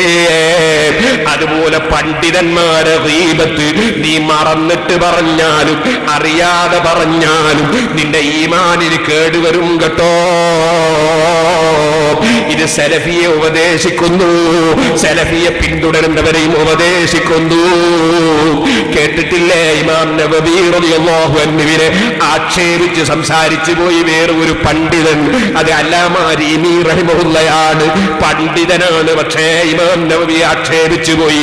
അതിന്റെ പേരിൽ മരിച്ചു കിടക്കുന്ന സ്ഥലത്ത് പതിനായിരക്കണക്കിന് അനുയായികളുള്ള സ്ഥലത്ത് മയ്യിത്ത് കിടത്തിയപ്പോൾ ഒരു പൂച്ചയെ പോലുള്ള മൃഗം വന്നിട്ട് അല്ലാമാ റീമിയുടെ വായിൽ നിന്ന് നാവ് കടിച്ചെടുത്ത് ഓടിപ്പോയ സംഭവം ഇബ്നു ഹജറുൽ അസ്ഖലാനിയും ഇമാം സുയൂത്തിയും രേഖപ്പെടുത്തിയില്ലേ? പണ്ഡിതനായാലും വേറെ ഒരു പണ്ഡിതനെ ഗീബത്ത് പറയരുത് കേട്ടോ, നിസ്സാരപ്പെടുത്തരുത് കേട്ടോ, ചീത്ത പറയരുത് കേട്ടോ. മൗലവി എന്റെ പ്രസംഗം നാദാപുരത്തും പരിസരങ്ങളിലുമുള്ള മുസ്ലിമീങ്ങൾ കേൾക്കാതിരിക്കാൻ ഞാൻ ശൈഖുനാൽ മർഹൂം കണ്യത്ത് ഉസ്താദിനെയും അതുപോലെ ഇ.കെ. ഉസ്താദിനെയും കിയന ഉസ്താദിനെയും ഞാൻ ചീത്ത പറയുന്നു എന്ന് നിങ്ങൾ ഇവിടെ കള്ളം പറഞ്ഞില്ലേ? കഴിഞ്ഞ പ്രസംഗത്തിൽ ഞാൻ നിങ്ങളെ വെല്ലുവിളിച്ചില്ലേ? എന്റെ 30ഓളം കൊല്ലത്തെ ഏതെങ്കിലും ഒരു പ്രസംഗത്തിൽ മർഹൂം കിയന ഉസ്താദിനെയോ ഇ.കെ. ഉസ്താദിനെയോ കണ്യത്ത് ഉസ്താദിനെയോ ഞാൻ ചീത്ത പറഞ്ഞ ഏതെങ്കിലും ഒരു പ്രസംഗം അല്ലെങ്കിൽ ഏതെങ്കിലും ഒരു ലേഖനം തെളിയിക്കാൻ കഴിയുമോ എന്ന് ഞാൻ നിങ്ങളെ വെല്ലുവിളിച്ചില്ലേ മൗലവി? എന്നിട്ട് നിങ്ങൾക്ക് 4 ദിവസം പ്രസംഗിച്ചിട്ട് അങ്ങനെ ആ മഹാന്മാരെ ഞാൻ കുറ്റം പറഞ്ഞൊരു വാചകം നിങ്ങൾക്ക് തെളിയിക്കാൻ സാധിച്ചില്ലല്ലോ. എന്തിനെ നിങ്ങൾ ഈ ഗീബത്തും പറഞ്ഞിങ്ങനെ നടക്കുന്നത്? എന്തിനെ നിങ്ങളെ സാധാരണക്കാരെ വഞ്ചിക്കുന്നത്? നിങ്ങൾക്ക് മരണത്തെക്കുറിച്ച് ചിന്തയില്ലെങ്കിൽ, നിങ്ങൾക്ക് ആഖിറത്തിൽ വിശ്വാസമില്ലെങ്കിൽ, ഞങ്ങളെ നാട്ടുകാരായ മുഅ്മിനീങ്ങളെ നിങ്ങൾ എന്തിനു നരകത്തിലേക്ക് നയിക്കണം? മൗലവി പറയാണ്, പേരോട് മുനാഫിഖ, വഞ്ചന നടത്തുന്ന ആളാ. അതാണ് എനിക്ക് കേൾപ്പിക്കാൻ പോകുന്നത്.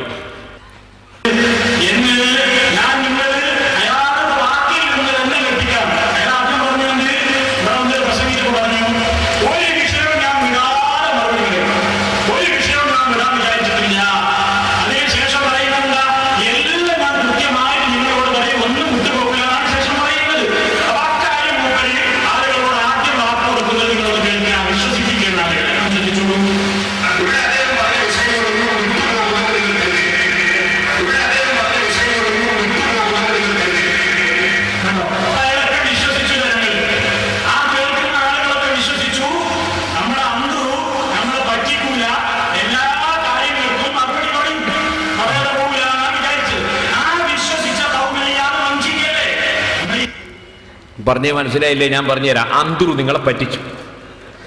എന്താ പറ്റിച്ചതെന്നറിയോ? അന്തുറു പറഞ്ഞ് ഞാൻ ഒരു വിഷയവും വിട്ടുപോകില്ല. എന്നിട്ട് അയാൾ ശേഷം പറയുന്നുണ്ട്, അന്തല്ലതീ അല്ലംതന എന്ന് പറയുന്ന ഒരു പാട്ട് പാടുന്നുണ്ട്. അത് ഞാൻ മുമ്പ് പറഞ്ഞിട്ട് അത് വിട്ടുപോകില്ല എന്ന് പറഞ്ഞ അന്തുറു അത് പറഞ്ഞില്ല. പിന്നെ കാന്തപുരം സലാത്തിനെ പറ്റി എഴുതി ഞാൻ പറഞ്ഞിരുന്നു, അത് അന്തുറു പറഞ്ഞില്ല. അപ്പൊ വിട്ടുപോകില്ല അയാൾ പറഞ്ഞിട്ട് എന്ത് ചെയ്തു? വിട്ടു. അപ്പൊ എന്തായി? അയാള് വിശ്വസിച്ചിട്ട് വഞ്ചിച്ചു നിങ്ങളെയൊക്കെ. അപ്പൊ അന്തുറു മുനാഫിക്കല്ലേ? ഇതാണ് മൗലവിയുടെ സമർത്ഥനം. എന്നാൽ നിങ്ങൾ ശരിക്കും കേൾക്കണേ, ഞാൻ അത് പറഞ്ഞ പ്രസംഗം മൗലവി കട്ടതാണ്. അതായിരിക്കും കേൾക്കാൻ പോകും നിങ്ങൾ. ഞാൻ എന്താ പറഞ്ഞത്? എന്റെ പ്രസംഗത്തിൽ ഞാൻ പറഞ്ഞത് അദ്ദേഹം ഇവിടെ പറഞ്ഞ ഒന്നും ഞാൻ വിട്ടുപോകുമെന്ന് കരുതണ്ട. ഞാൻ വിട്ടുപോകില്ല എന്ന് പറഞ്ഞ ഞാൻ കുറെ സംഗതി ഉണ്ട്. ഒരു ടെലിഫോണിന്റെ മസല ഉണ്ട്. ഇപ്രാവശ്യം വന്ന് നോക്കുമ്പോൾ ടെലിഫോണിങ് പൊങ്ങുന്നില്ല മൗലവിക്ക്. മൗലവി പണ്ടത്തെ വരവ് പോലല്ല ഇപ്പോ. കഴിഞ്ഞ വരവ് മൗലവി വന്നതും ഇപ്പോഴത്തെ വരവ് ഇങ്ങനെ ഉണ്ട് പറയും. പണ്ടൊരാള് പഴയ കാലത്ത് വയനാട്ടിൽ പോയി. വയനാട്ടിൽ പോകുമ്പോൾ എവിടെയാ പോകുന്നത്? ഞാൻ വയനാട്ടിലേക്ക്. അങ്ങനെയാ പോയി. 3-4 ദിവസം വയനാട്ടിൽ നിന്ന് പനിച്ച് ഭയങ്കര പനിച്ച് വിറച്ചോണ്ട് മടങ്ങിയില്ല. എവിടുന്നാ വരുന്നത്? വയനാട്ടിന്ന്. ഈ മാതിരി ഇപ്പൊ മൗലവിന്റെ പ്രസംഗത്തിന്റെ കോലം തന്നെ. ആദ്യം വന്നപ്പോ എന്താ പടെടുക്കലെന്നറിയോ? ഞാൻ വയനാട്ടിലേക്ക് എന്നിട്ടാ വന്നത്. ഇപ്പൊ ഞാൻ വയനാട്ടിൽ നിന്നുള്ള വള്ളത്തിലേക്ക് ഉള്ളത്. അതിരിക്കട്ടെ. ആ മൗലവി നിങ്ങൾ മനസ്സിലാക്കണം, അന്തൂരെ പഠിപ്പിക്കാമെന്നാണല്ലോ. ഈ മൗലവി എന്ത് ചെയ്തു എന്നറിയോ? എന്റെ പ്രസംഗം കട്ടു. ഞാൻ ആ പ്രസംഗത്തിൽ എന്നിട്ട് കുറെ എണ്ണിയാണ്. ഒരു ടെലിഫോണിന്റെ മസാല ഉണ്ട്, മറ്റു വേറെ കുറെ സംഗതി ഉണ്ട് എന്നൊക്കെ പറഞ്ഞ് ഞാൻ എണ്ണീറ്റ് ഞാൻ പറഞ്ഞു. അവിടെ നിങ്ങൾ ശരിക്കും മനസ്സിലാക്കേണ്ട ഒരു വിഷയം മസ്അല എന്നാണ് ഞാൻ പറഞ്ഞത്, മസാല എന്നല്ല. എനിക്ക് മസ്അല എന്ന് പറയാൻ അറിയില്ല എന്ന് മൗലവി വിശേഷം പറയുന്നുണ്ട്.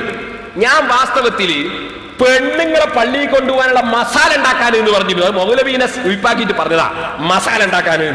അതെടുത്തിട്ട് മൂപ്പര് പറയാ ഇദ്ദേഹത്തിന് മസാല എന്ന് പറയാൻ അറിയില്ല. എന്നാൽ ഇപ്പോൾ നിങ്ങൾക്ക് എന്റെ പ്രസംഗം കേൾക്കുമ്പോൾ മസാല എന്ന് തന്നെ ഞാൻ പറഞ്ഞത് നിങ്ങൾക്ക് കേൾക്കാം. ഒന്ന്. രണ്ടാമത്തത്, മൗലവി പറഞ്ഞത് ഞാൻ എന്നിട്ട് വിട്ടു കളഞ്ഞു എന്നാണ്. ഞാൻ അന്നപ്പോ തന്നെ ഓരോ സംഗതി എണ്ണിട്ട് അവസാനം ഞാൻ പറഞ്ഞിരുന്നു, അഥവാ മനഃപൂർവ്വം വിട്ടുപോകില്ല, മനഃപൂർവ്വം വിടൂല. അഥവാ ഞാൻ വിട്ടുപോയിട്ടുണ്ടെങ്കിൽ നിങ്ങൾ ചൂണ്ടിക്കാണിച്ചാൽ ഞാനത് പറയും എന്നും കൂടി ഞാൻ അവിടെ പറഞ്ഞിട്ടുണ്ട്. അത് മൗലവി ക്ലിപ്പിംഗ് അങ്ങോട്ട് കട്ടാണ്. എന്നിട്ട് ആളുകളോട് പറഞ്ഞു, പേരോട് മുനാഫിഖുൻ ഖാരിസുൻ കാന ഫഹുവ മുനാഫിഖുൻ എന്നാണ് ഹദീസ് ഓതി. ഇരിക്കട്ടെ, ഫഹുവ മുനാഫിഖുൻ എന്നാണ്. എന്നിട്ട് പേരോട് മുനാഫിഖാനുള്ള തെളിവ് എന്റെ പ്രസംഗത്തിന്റെ മനഃപൂർവ്വം എന്ന വാചകം കട്ടിട്ട്, അതുപോലെ വിട്ടുപോയെങ്കിൽ നിങ്ങൾ പറഞ്ഞാൽ ഞാൻ അതും കൂടി പറയുമെന്ന് പറഞ്ഞ വാചകം വിട്ട് കട്ടിട്ട് മൗലവി എന്റെ ക്ലിപ്പ് കേൾപ്പിച്ചു. അതങ്ങൾ ഇപ്പൊ കേട്ടത്. ഇനി ഞാൻ നിങ്ങളോട് പറയട്ടെ, ഈ മൗലവിയെ വിശ്വസിക്കാൻ മുസ്ലിമീങ്ങൾക്ക് കൊള്ളുമോ എന്ന് എന്റെ പ്രസംഗത്തിന്റെ ബാക്കിയും കൂടി പൂർണ്ണമായി കേട്ടിട്ട് മുസ്ലിമീങ്ങൾ തീരുമാനിക്കുക. വെക്കുമോനെ, ഇവിടെ അദ്ദേഹം പറഞ്ഞ വിഷയങ്ങളൊന്നും വിട്ടുപോകുമെന്ന് നിങ്ങൾ കരുതരുത്. ചിലർക്ക് ഒരു ടെലിഫോണിന്റെ മസാലയുണ്ട്, മൊബൈൽ ഫോണിന്റെ മസാല. ഇൻഷാ അല്ലാഹ് മസാല ഞാൻ മൗലവിയെ ശരിക്കും പഠിപ്പിക്കും. വേറെ ഒന്ന്, കാന്തപുരം ഉസ്താദ് അവതാരിക എഴുതിയിട്ടുണ്ടോ ഇല്ലേ എന്ന ഒരു ചർച്ചയുണ്ട്. അതും ഇൻഷാ അല്ലാഹ് മൗലവി കാണിച്ച തട്ടിപ്പ് ഞാൻ നിങ്ങൾക്ക് എടുത്ത് വ്യക്തമായി കാണിച്ചു തരും. അതുപോലെ വേറെ ഒരു മസാല, ഞാൻ ആയത്ത് ദുർവ്യാഖ്യാനം ചെയ്തു, ആയത്തിന്റെ ആദ്യ ഭാഗം കട്ടു, അവസാന ഭാഗം കട്ടു, അങ്ങനെയൊക്കെ ചെയ്തു എന്ന് പറഞ്ഞിട്ട് വേറെ ഒരു പ്രശ്നമുണ്ട്. ഇൻഷാ അല്ലാഹ് അതും ഞാൻ കേൾപ്പിച്ചു തരും. അങ്ങനെ തുടങ്ങി അദ്ദേഹം ഇവിടെ പറഞ്ഞ ഒരു വിഷയവും ഞാൻ മനഃപൂർവ്വം വിട്ടുപോവുകയില്ല. അഥവാ ഞാൻ വിട്ടുപോയിട്ടുണ്ടെങ്കിൽ നിങ്ങൾ ആരെങ്കിലും ചൂണ്ടിക്കാണിച്ചാൽ അതിന്റെ മറുപടി ഇൻഷാ അല്ലാഹ് ഞാൻ ഉൾപ്പെടുത്തിയിട്ടുണ്ട്. കണ്ടോ, മനഃപൂർവ്വം വിട്ടുപോകില്ല. വല്ലതും വിട്ടുപോയിട്ട് നിങ്ങൾ ചൂണ്ടിക്കാണിച്ചാൽ ഞാൻ പറയുന്നു വരെ ഞാൻ പറഞ്ഞിട്ട് അതൊക്കെ അയാൾ ക്ലിപ്പിംഗ് അങ്ങോട്ട് കട്ടിട്ട് ഇയാൾ പറഞ്ഞു ഒന്നും വിടൂല എന്നാ പറഞ്ഞത്, എന്നിട്ട് ഇതിന്റെ മറുപടി പറഞ്ഞിട്ടില്ല. അതുകൊണ്ട് മുനാഫിഖുൻ ഖാലിസുൻ, പേരോട് മുനാഫിഖാണ് ഫത്വ. നിങ്ങൾ ആലോചിച്ച് നോക്കൂ. ഇദ്ദേഹം ഇങ്ങനെ പച്ചയായി ആയിരക്കണക്കിന് ആളുകൾ നാദാപുരത്ത് വെച്ച് എന്നിൽ നേരിൽ കേട്ട ഒരു പ്രസംഗം, ലക്ഷക്കണക്കിന് ആളുകൾ വിദേശ നാടുകളിൽ മുഴുവനും CD-യിലൂടെ കേട്ട ഒരു പ്രഭാഷണം. അൽഹംദുലില്ലാഹ്, എന്നെ ഒരാൾ വിളിച്ചിട്ട് പറഞ്ഞു സൗദി അറേബ്യയിൽ നിന്ന്, ഉസ്താദേ നിങ്ങൾ പ്രസംഗം, ഇപ്പോഴത്തെ പ്രസംഗം കേട്ടിട്ട് ഒരുപാട് ആളുകൾ മുജാഹിദിന് മാറിയിട്ടുണ്ട് എന്ന് പറഞ്ഞു. ഷാർജ എന്ന ചെറുപ്പക്കാരൻ വിളിച്ചിട്ട് എന്നോട് പറഞ്ഞു, 10 കൊല്ലം മുമ്പ് പ്രസംഗിക്കേണ്ടിയിരുന്നു ഉസ്താദേ ഇത്, എങ്കിലും ഒരുപാട് ആൾ രക്ഷപ്പെട്ടു എന്ന് ഇയാളെ ഷെറിൽ നിന്ന്. അങ്ങനെ എല്ലാ സ്ഥലത്തും എത്തിയ ഈ പ്രസംഗം, അത് ഇതേ നാദാപുരത്ത് വന്നിട്ട് എന്റെ പ്രസംഗം അതിന്റെ പ്രസക്തമായ മനഃപൂർവ്വം എന്ന ഭാഗവും വിട്ടുപോയിട്ടുണ്ടേ നിങ്ങൾ ചൂണ്ടിക്കാണിച്ചാൽ ഞാൻ പറയുന്ന എന്ന ഭാഗവും അത് കട്ടിട്ട് എന്റെ പ്രസംഗം ക്ലിപ്പ് കാണിച്ചിട്ട് ഇയാൾ മുനാഫിക്കാണ് എന്ന് ഇവിടെ വന്ന് പറയുന്ന ഈ മൗലവി ഖുർആനിന് അർത്ഥം പറയുമ്പോൾ, ഹദീസിന് അർത്ഥം പറയുമ്പോൾ, ഇമാമിങ്ങളെ കിതാബ് വായിക്കുമ്പോൾ, പുസ്തകം വായിക്കുമ്പോൾ അദ്ദേഹം എത്ര കക്കൂന്നാണ് നിങ്ങൾ മനസ്സിലാക്കുന്നത്, എത്ര വഞ്ചിക്കുന്നാണ് മനസ്സിലാക്കുന്നത്. ഇവിടെയാണ് നിങ്ങൾ നിഷ്പക്ഷമായി ചിന്തിക്കേണ്ടത്. ഈ മൗലവിമാരെ വിശ്വസിച്ചിട്ട് നിങ്ങൾ ആഖിറം പണയപ്പെടുത്താമോ? സഹോദരന്മാരെ, ഇനി ഞാൻ എന്താ വിട്ടത് അതും കൂടി നോക്കാം. അയാൾ എന്നെ പറയട്ടെ, കേട്ടോളെ. കൃത്യമായി പറഞ്ഞിരുന്നു, നിങ്ങൾ ചില അഭിപ്രായങ്ങൾ ചൊല്ലുന്നുണ്ട്.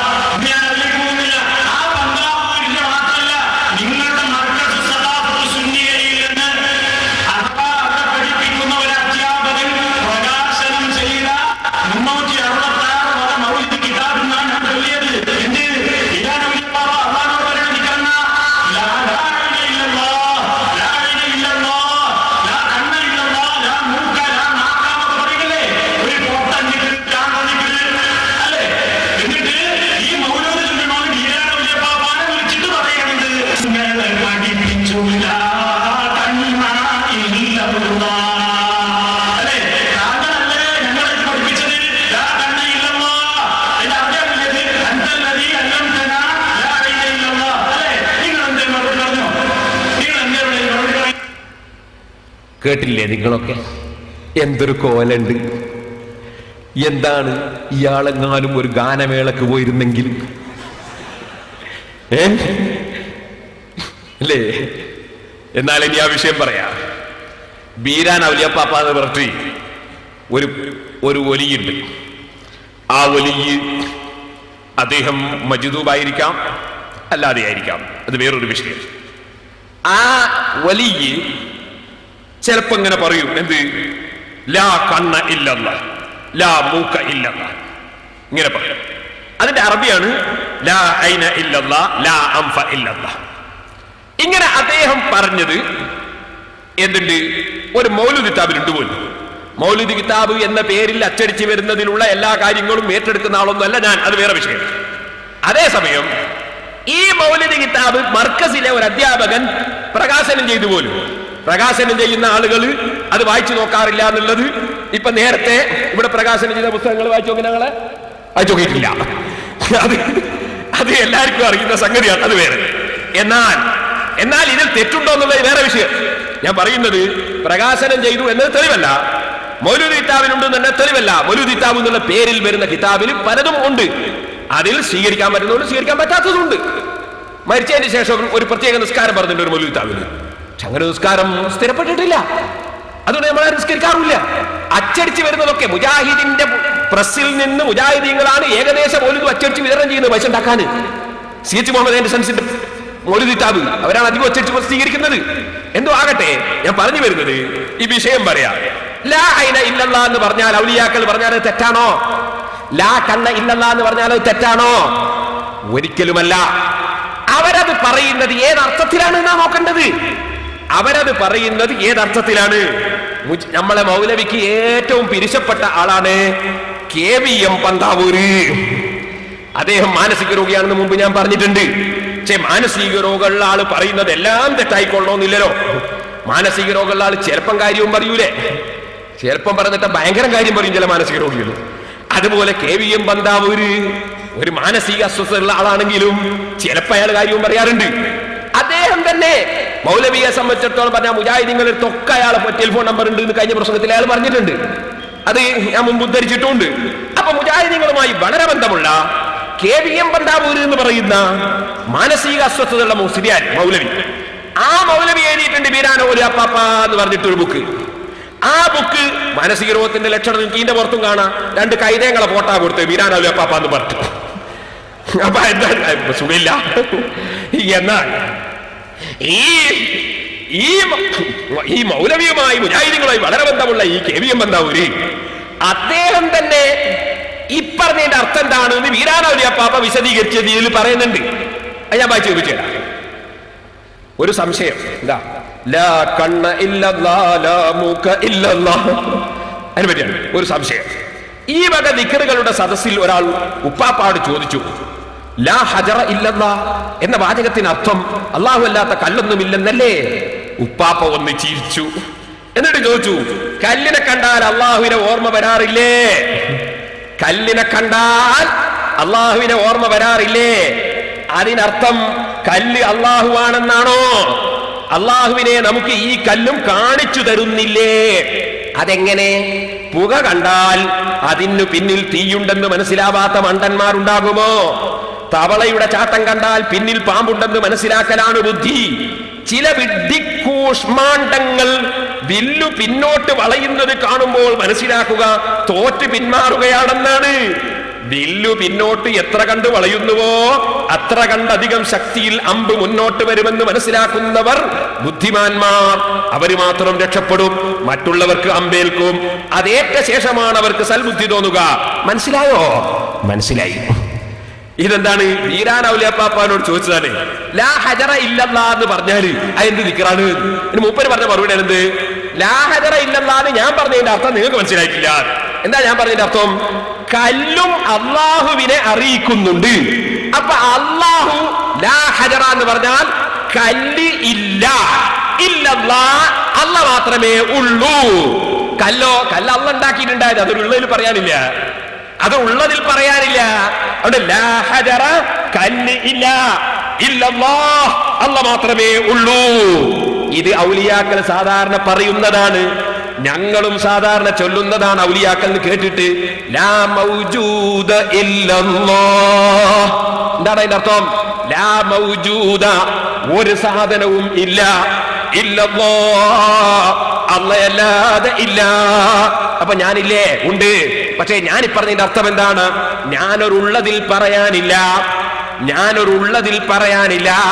എന്നെ അള്ളാഹ് ഉണ്ടാക്കിയിട്ടുണ്ടായതാണ്. അള്ളാഹു നശിപ്പിച്ചാൽ നശിക്കുന്നതാണ്. ഓരോ സെക്കൻഡിലും അള്ളാഹുവിൽ പ്രതീക്ഷയർപ്പിച്ച് അവനെ ആശ്രയിച്ച് നിൽക്കുന്നവനാണ്. അള്ളാഹ് അങ്ങനെയല്ല. അള്ളാഹു അഹദ്, അള്ളാഹു സമദ്, അള്ളാഹ് ഏകനാണ്. അവന് ആശ്രയമില്ല, അവനെ ആശ്രയിക്കാത്ത ഒന്നുമില്ല. ആകയാൽ യഥാർത്ഥത്തിൽ ഉള്ളവൻ അള്ളയാണ്, സൃഷ്ടികളൊന്നും ഉള്ളതിൽ പെട്ടതല്ല. ഇതാണ് ഔലിയാക്കളെ പറയുന്നതിന്റെ അർത്ഥം. ബഹുമാനപ്പെട്ട ഉമർ ഖാദി റഹിമഹുല്ലാഹ് ഇതാ വിശദീകരിക്കുന്നു തന്റെ നഫായിസുദ്ദുററിൽ. ഞാൻ നേരത്തെ നിങ്ങൾക്ക് വായിച്ചു കേൾപ്പിച്ചില്ലേ നഫായിസുദ്ദുറർ? അതേ നഫായിസുദ്ദുററിൽ തന്നെ ബഹുമാനപ്പെട്ട ഉമർ ഖാദി റഹിമഹുല്ലാഹ് ഇത് വിശദീകരിക്കുന്നത് നിങ്ങൾക്ക് കാണാം. ലാ മൗജൂദ ഇല്ലല്ലാഹ് എന്നതിനെ സംബന്ധിച്ച് ചോദ്യം വന്നപ്പോ ഉമർ ഖാദി പറയുന്നു ലാദുൽ ബസീറത്തി നാദിറൻ നഹ്വൽ അസർ ബലിൽ മുഅസ്സിരി ബിദ്ദുഹൂലി അനിൽ അസർ. ശരിയായ ഉൾക്കാഴ്ചയുള്ള മഹാന്മാർ അവർ അടയാളം കൊള്ള നോക്കൂല, അടയാളത്തെ ഉണ്ടാക്കുന്ന അള്ളാഹുവിലേക്കാണ് അവരുടെ ചിന്ത. ഫയറാ ബിഫീലിൻ ഫാഇലൻ ഹാലൻ നദർ ഫീ കുല്ലി ശൈഇൻ ഫസ്സവാബു കമാ ദുകിർ. അപ്പോൾ അവർ പ്രവർത്തി കൊള്ളയല്ല നോക്കുന്നത്, പ്രവർത്തിക്കുന്ന അള്ളാഹുവിനെ കൊള്ളയാണ് നോക്കുന്നത്. അപ്പോൾ അവർ എന്ത് വസ്തു കണ്ടാലും അത് കണ്ണിൽ പെടാത്തതുപോലെയാണ്. അവരെ മനസ്സിൽ അള്ളാഹു തന്നെയാണ്. ലാ ശൈഅ ഫിൽ അക്ബാനി മിൻ ശൈഇൻ ബഹർ ഇല്ലാ ജമാലു ജലാലിഹി ലൈസ സിത്ർ ഇല്ലാ ഇസ്തിദാദു ളുഹൂരിഹി ഹത്താ ബഹർ ഇസ്റാഖുഹു അഖ്ലൽ വറാ ഫഹുവ സിത്ർ യസ്അദു ബിഹിൽ ഫുതനാഉ മിൻ അഹ്ലിൽ ബസർ വമാ ബിഹി ഇൽമുൻ ലിഉംയാനിൽ ബസർ. ഉൾക്കാഴ്ചയില്ലാത്ത മരമണ്ടൂസന്മാർക്ക് ഇത് മനസ്സിലാവൂല, ഇത് ബുദ്ധിയുള്ള മഹാന്മാർക്ക് മാത്രമേ മനസ്സിലാവുള്ളൂ. സുബ്ഹാന മൻ ബിൽ ഇൻകിശാഫി ഖദ് ഇസ്തതർ വൽ ഖൽഖു കൽ ഖുഫാശി ഫീ ഫിൽ ബസർ. അല്ലാഹു തആല അവൻ പരിശുദ്ധൻ തന്നെ, അവനെ അറിയിക്കുന്ന സൃഷ്ടികൾ ധാരാളം തന്നെ, അവൻ മറഞ്ഞു നിൽക്കുന്നവൻ തന്നെ. സൃഷ്ടികൾ കടവാതിലുകളെ പോലെ കാഴ്ചയില്ലാത്തവർ തന്നെ. ഉമർ ഖാദി റഹിമഹുല്ലാഹ് ഇത് പറഞ്ഞു. ഇത് പറഞ്ഞതിന്റെ പേരിൽ ആ പൊട്ടൻ ദിക്ർ എന്ന് പറഞ്ഞത്. എന്നാ മൗലവി, നിങ്ങളെ പിന്നിൽ നിൽക്കുന്ന മുജാഹിദ് സുഹൃത്തുക്കളൊന്ന് നന്നാകാൻ വേണ്ടി ഞാൻ ഒന്നുകൂടി ആ ദിക്റിനെ കുറിച്ച് ഒന്ന് വിവരിക്കുന്നു. നിങ്ങൾ എന്നെ മുനാഫിഖാക്കിയില്ലേ? നിങ്ങൾ മനസ്സിലാക്കിയത് അതിന്റെ മറുപടി പറയാൻ പേരോടിന് കഴിയാഞ്ഞിട്ടാണെന്നാണോ? എന്നാ മൗലവി ശരിക്കും മനസ്സിലാക്കി വെച്ചോ. ഇത് മഹാന്മാരായ ഔലിയാക്കളുടെ ത്വരീഖത്ത് അഥവാ ത്വരീഖു കുല്ലി മശായിഖിൻ ഖദ് ഖുയിദത് ബികിതാബി റബ്ബി വൽ ഹദീസ് തഅസ്സുലാ. ശരിയായ ശൈഖന്മാരെ ത്വരീഖത്ത് മുഴുവനും ഖുർആനും ഹദീസും അനുസരിച്ചുള്ളതാണ്. ആ ത്വരീഖത്തിൽ കടന്ന ഒരാളാണ് ബഹുമാനപ്പെട്ട ഗൗസുൽ ആദം മുഹീദ്ദീൻ അബ്ദുൽ ഖാദിർ ജീലാനി. അവർ ത്വരീഖത്തിന്റെ ശൈഖാണ്. ബഹുമാനപ്പെട്ടവരും ബീരാൻ ഔലിയപ്പാപ്പ പറഞ്ഞ ഇതേ കാര്യം പറഞ്ഞിട്ടില്ലേ? നിങ്ങൾ അംഗീകരിക്കുന്ന മുഹീദ്ദീൻ ശൈഖിന്റെ ഫത്ഹുർ റബ്ബാനിയിൽ ഇതേ ദിക്റിനെ കുറിച്ച് പറഞ്ഞിട്ടില്ലേ? പക്ഷേ മൗലവിമാര് കിതാബോധാതെ ആലിമീങ്ങളെ ചീത്ത പറഞ്ഞ് ഔലിയാക്കളെ കുറ്റം പറഞ്ഞ് നടക്കുന്നത് എന്തൊരു ഗതികേടാണ്. ഞാനൊന്ന് കേൾപ്പിക്കാം, കേട്ടോളൂ. മുഹീദ്ദീൻ ശൈഖ് റളിയല്ലാഹു അൻഹുവിന്റെ ഫത്ഹുർ റബ്ബാനിയിൽ അതിന്റെ 258-ാമത്തെ പേജിൽ മുഹീദ്ദീൻ ശൈഖ് റളിയല്ലാഹു അൻഹു തന്നെ പറയുന്നു, വമാ ആതാകുമുർ റസൂലു ഫഖുദൂഹു വമാ നഹാകും അൻഹു ഫന്തഹൂ. ഓ മോനെ, അല്ലാഹുവിന്റെ റസൂല് കൊണ്ടുവന്നതൊക്കെ നീ സ്വീകരിച്ചോ?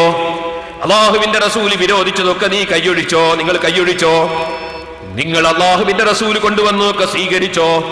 ഈ അർത്ഥം വരുന്ന ആയത്ത് കൊടുത്തിട്ട് മുഹീദ്ദീൻ ശൈഖ് തങ്ങൾ പറയാണ്, ഇംതസിലു അംറല്ലാഹി വ അംറ റസൂലിഹി, നിങ്ങൾ അല്ലാഹുവിന്റെയും അവന്റെ റസൂലിന്റെയും കൽപ്പനകൾ സ്വീകരിച്ച് ജീവിക്കുക. ഇഅ്മലൂ ബിഹിമാ, നിങ്ങൾ അതനുസരിച്ച് പ്രവർത്തിക്കുക. മാ ഫീ ഹാദിഹി ത്വരീഖി, എന്റെ ഈ ത്വരീഖിൽ ഇല്ല, എന്റെ ഈ ത്വരീഖത്തിൽ ഇല്ല, അനയില്ല, വലാ നഹ്നു, നഹ്നുവും ഇല്ല, ഞാനില്ല, നമ്മളില്ല, എന്റെ ഈ തരീഖത്തിൽ ഞാനില്ല, എന്റെ ഈ തരീഖത്തിൽ നമ്മളില്ല.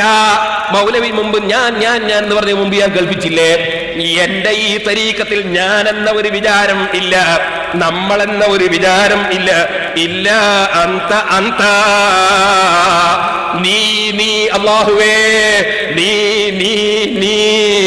എന്ന അല്ലാഹുവിലേക്കുള്ള ഒരേ ഒരു ചിന്തയല്ലാതെ ഞാനെന്ന ചിന്ത എന്റെ ത്വരീഖത്തിലില്ല, നമ്മളെന്ന ചിന്ത ഞങ്ങളെ ത്വരീഖത്തിലില്ല.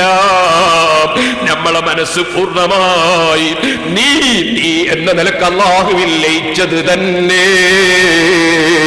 ഇത് മുഹീദ്ദീൻ ശൈഖ് റളിയല്ലാഹു അൻഹു പറയുന്നു. അത് തന്നെയാണ് ബീരാൻ ഔലിയാപ്പയും പറയുന്നത്. ലാ അന ഇല്ലാ അന്ത എന്ന് നിങ്ങൾ റിഫായി റാത്തീബിൽ ചൊല്ലാറില്ലേ? ലാ അന, ഞാനില്ല, ഇല്ലാ അന്ത, അല്ലാഹുവേ നീ മാത്രമേ ഉള്ളൂ, ഞാനൊരുള്ളതിൽ പറയാനില്ല എന്ന് സാരം. എന്റെ ഉണ്ടാകലിൽ പറയാനില്ല. യഥാർത്ഥത്തിലുള്ളവൻ അല്ലാഹുവാണ്. ഇതാണ് ലാ അന ഇല്ലാ അന്ത. ഇത് മുഹീദ്ദീൻ ശൈഖ് റളിയല്ലാഹു അൻഹു അവിടുത്തെ ഫത്ഹുർ റബ്ബാനിയിൽ വിവരിക്കുന്നു. ഈ മുഹീദ്ദീൻ ശൈഖ് പൊട്ടനാണോ മൗലവി? ഇനി ഞാൻ മൗലവിയോട് പറയട്ടെ, നിങ്ങൾ ഈ മഹാന്മാരെ നിങ്ങൾക്കത് അംഗീകരിക്കാൻ കഴിഞ്ഞില്ലല്ലോ. ഇനി ഓരോന്നും ഞാൻ സ്ക്രീനിൽ കാണിക്കുന്നു. ഫത്ഹുർ റബ്ബാനി ഒന്ന് സ്ക്രീനിൽ കാണിക്കൂ മോനെ. ഞാൻ കളിക്കാം. അന്തല്ലദീ അല്ലംതനാ കേട്ടില്ലേ? ഇനി ഉപ്പാപ്പയുടെ വിവരണം കൊടുത്തില്ലേ? ഇനി ഫത്ഹുർ റബ്ബാനി ഒന്ന് കാണിച്ചു കണ്ടോ? കാണിച്ചു. ഇനി അൽ വിലായത്ത് വൽ കറാമ കാണിക്കാമോ എന്നറിയോ? മുഹീദ്ദീൻ ശൈഖ് ആരാണ്? മുഹീദ്ദീൻ ശൈഖിനെ തള്ളി പറയാൻ കഴിയുമോ മുജാഹിദേ?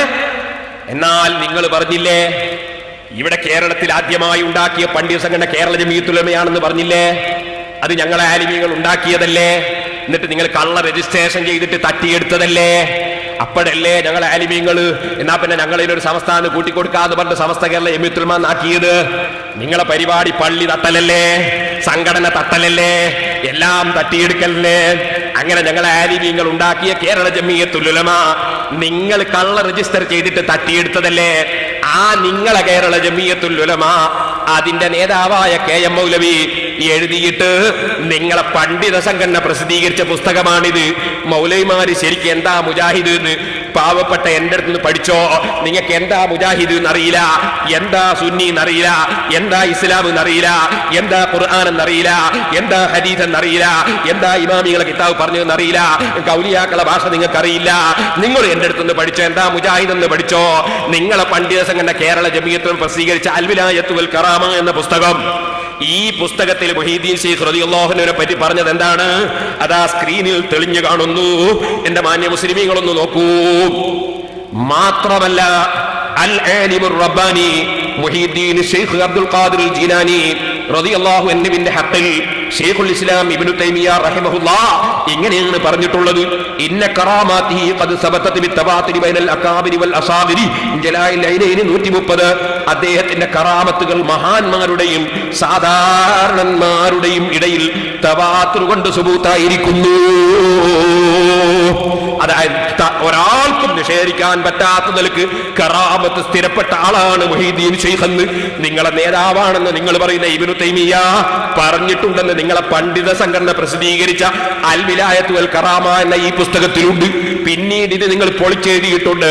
നിങ്ങൾ മുഹീദ്ദീൻ ശൈഖിനെ സംബന്ധിച്ച് അൽമനാറിൽ 1980 ജൂലൈയിൽ യാതൊന്നു കാണുവതു നാരായണ പ്രതിമ, യാതൊന്നു ചൊല്ലുവതു നാരായണായ നമ എന്ന ശ്രീ ശങ്കരാചാര്യരുടെ തത്വശാസ്ത്രം സ്വീകരിച്ച ഒരാ മുസ്ലിമായിരുന്നു മുഹീദ്ദീൻ ശൈഖ് എന്ന് പിന്നീട് നിങ്ങൾ അൽമനാറിൽ പിന്നീട് എഴുതിയിട്ടുണ്ട്.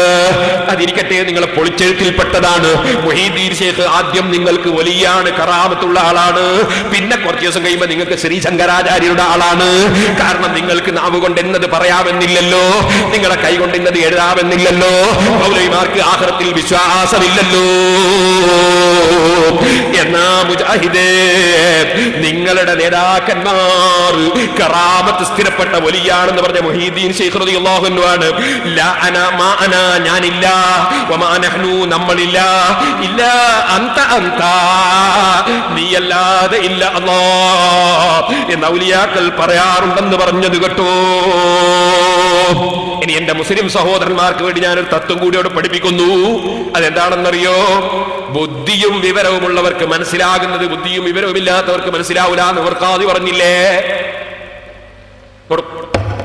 ഭാഷയും മനസ്സിലാവില്ല, ഔലിയാക്കളെ ഭാഷ മനസ്സിലാവില്ല. അത് മനസ്സിലാകണമെങ്കിൽ എന്ത് വേണം? അതിന് ബുദ്ധി വേണം, അതിന് പുറമേ വിവരം വേണം, തഖ്വ വേണം, അല്ലേ? അപ്പൊ ഈ മുജാഹിദീങ്ങളോട് ഇതൊന്നും പറഞ്ഞാൽ ശരിയാവില്ല. അവർക്ക് അവരെ ഭാഷയിൽ പറഞ്ഞാലേ മനസ്സിലാവുള്ളൂ. അങ്ങനല്ലേ? നമ്മളെ സംസാരം നമ്മൾ സംസാരിച്ചാൽ കന്നുകാലിയൊക്കെ മനസ്സിലാവൂ? ഇല്ലല്ലോ. നമ്മളിപ്പോ ഒരു പശുവിന് അല്ലെ ഒരു കാളക്ക് കുറച്ച് നല്ല കന്നുകാലി തീറ്റൊക്കെ ഉണ്ടാക്കി വെച്ചിട്ട് കന്നുകാലിനെ വിളിച്ച്, ഹേ പ്രിയപ്പെട്ട പശുവെ, ഞാനിവിടെ നല്ല 1-ാം നമ്പർ ഭക്ഷണം ഉണ്ടാക്കി വെച്ചിട്ടുണ്ട്, ഉടനെ വന്ന് കഴിച്ച് തിരിച്ചു പോകേണ്ടതാണ്. കന്നുകാലികൾ വരുവോ? ഇല്ല. കാരണം കന്നുകാലിക്ക് മനസ്സിലാണെങ്കിൽ അവരെ ഭാഷയെ പറയണം. അപ്പൊ എങ്ങനെ? അതാ ഓടി വരുന്ന പോത്തുകൾ, അതാ ഓടി വരുന്ന കാളുകൾ. അതേ സമയത്ത് ഇത് മനസ്സിലാവൂല. നമ്മൾ നല്ല ഭാഷ പറഞ്ഞാൽ മനസ്സിലാവൂല. ഇതുപോലെ ഔലിയാക്കളെ ഭാഷ മനസ്സിലാകണമെങ്കിൽ അവരുടെ കൂടെ അങ്ങ് ചേരണം. അവരുടെ കൂടെ അങ്ങ് ചേരാതെ ഔലിയാക്കളെ ഭാഷ മനസ്സിലാക്കാൻ പ്രയാസമാണ്. അത് ആലിമീങ്ങൾക്കേ കഴിയൂ, മഹാന്മാർക്കേ കഴിയൂ. അതുകൊണ്ട് തന്നെ നിങ്ങൾക്കിത് മനസ്സിലാവില്ല എന്ന് വിചാരിച്ചിട്ട് ഞങ്ങള് എന്ന് ചൊല്ലുമ്പോ നിങ്ങൾക്ക് തമാശയല്ലേ? പക്ഷേ ഹദീസിന്റെ കിതാബുകൾ പരിശോധിച്ചാൽ ഹാ അറിയണം എന്നർത്ഥമില്ലേ? ഹാ അറിയണം, ഹീ പറയണം, ഹൂ അല്ലാഹു തആല ഹയ്യ്, അവൻ ഹയാത്തുള്ളവൻ തന്നെ. പക്ഷേ നിങ്ങൾ കൊണ്ടുപോകുന്നതൊക്കെ മനസ്സിലാകുന്നു. നിങ്ങൾ അതിന് മൗലവിമാര് പറയൽ എങ്ങനെയാണ്? അവൻ, അവൾ, അല്ലാഹ്.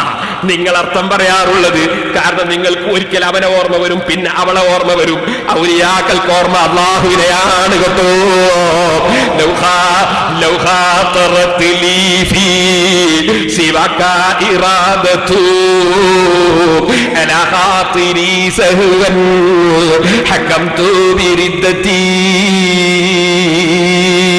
അല്ലാഹുവിന്റെ തൗഫീഖ് കൊണ്ട് ഞാൻ ഈജിപ്തിൽ പോയപ്പോ ഉമറുൽ ഖാരിദി റളിയല്ലാഹു അൻഹുവിന്റെയും മുരീദന്മാരുടെയും ഒക്കെ മഖബറകൾ ഉണ്ട്. വലിയ ഖുബ്ബകളുള്ള വലിയ മഖബറകൾ. ആ മഖബറകളിൽ സിയാറത്തിന് ചെന്നപ്പോ ഈ പദ്യം അവിടെ എഴുതി വെച്ചത് കാണുന്നു. ലൗ ഖാതറത്ലി ഫീ സിവാക ഇറാദതു അലാ ഖാതിരി സഹവൻ ഹകംതു ബിരിദ്ദതി. അല്ലാഹുവേ, നീ അല്ലാത്തൊരു ചിന്ത ഞങ്ങളെ മനസ്സിലില്ല, നീ അല്ലാത്തൊരു ചിന്ത ഞങ്ങളെ മനസ്സിൽ വന്നാൽ ഞങ്ങൾ എത്തിയ സ്ഥാനത്ത് നിന്ന് എത്രയോ പിന്നിലേക്ക് പോയി എന്ന് വിധി പറയും. അല്ലാഹുവിൽ ലയിച്ചു കിടക്കുന്ന ഔലിയാക്കളെ ഭാഷയ്ക്ക് നിങ്ങൾ എന്തിനർത്ഥം പറയാൻ പോകണം?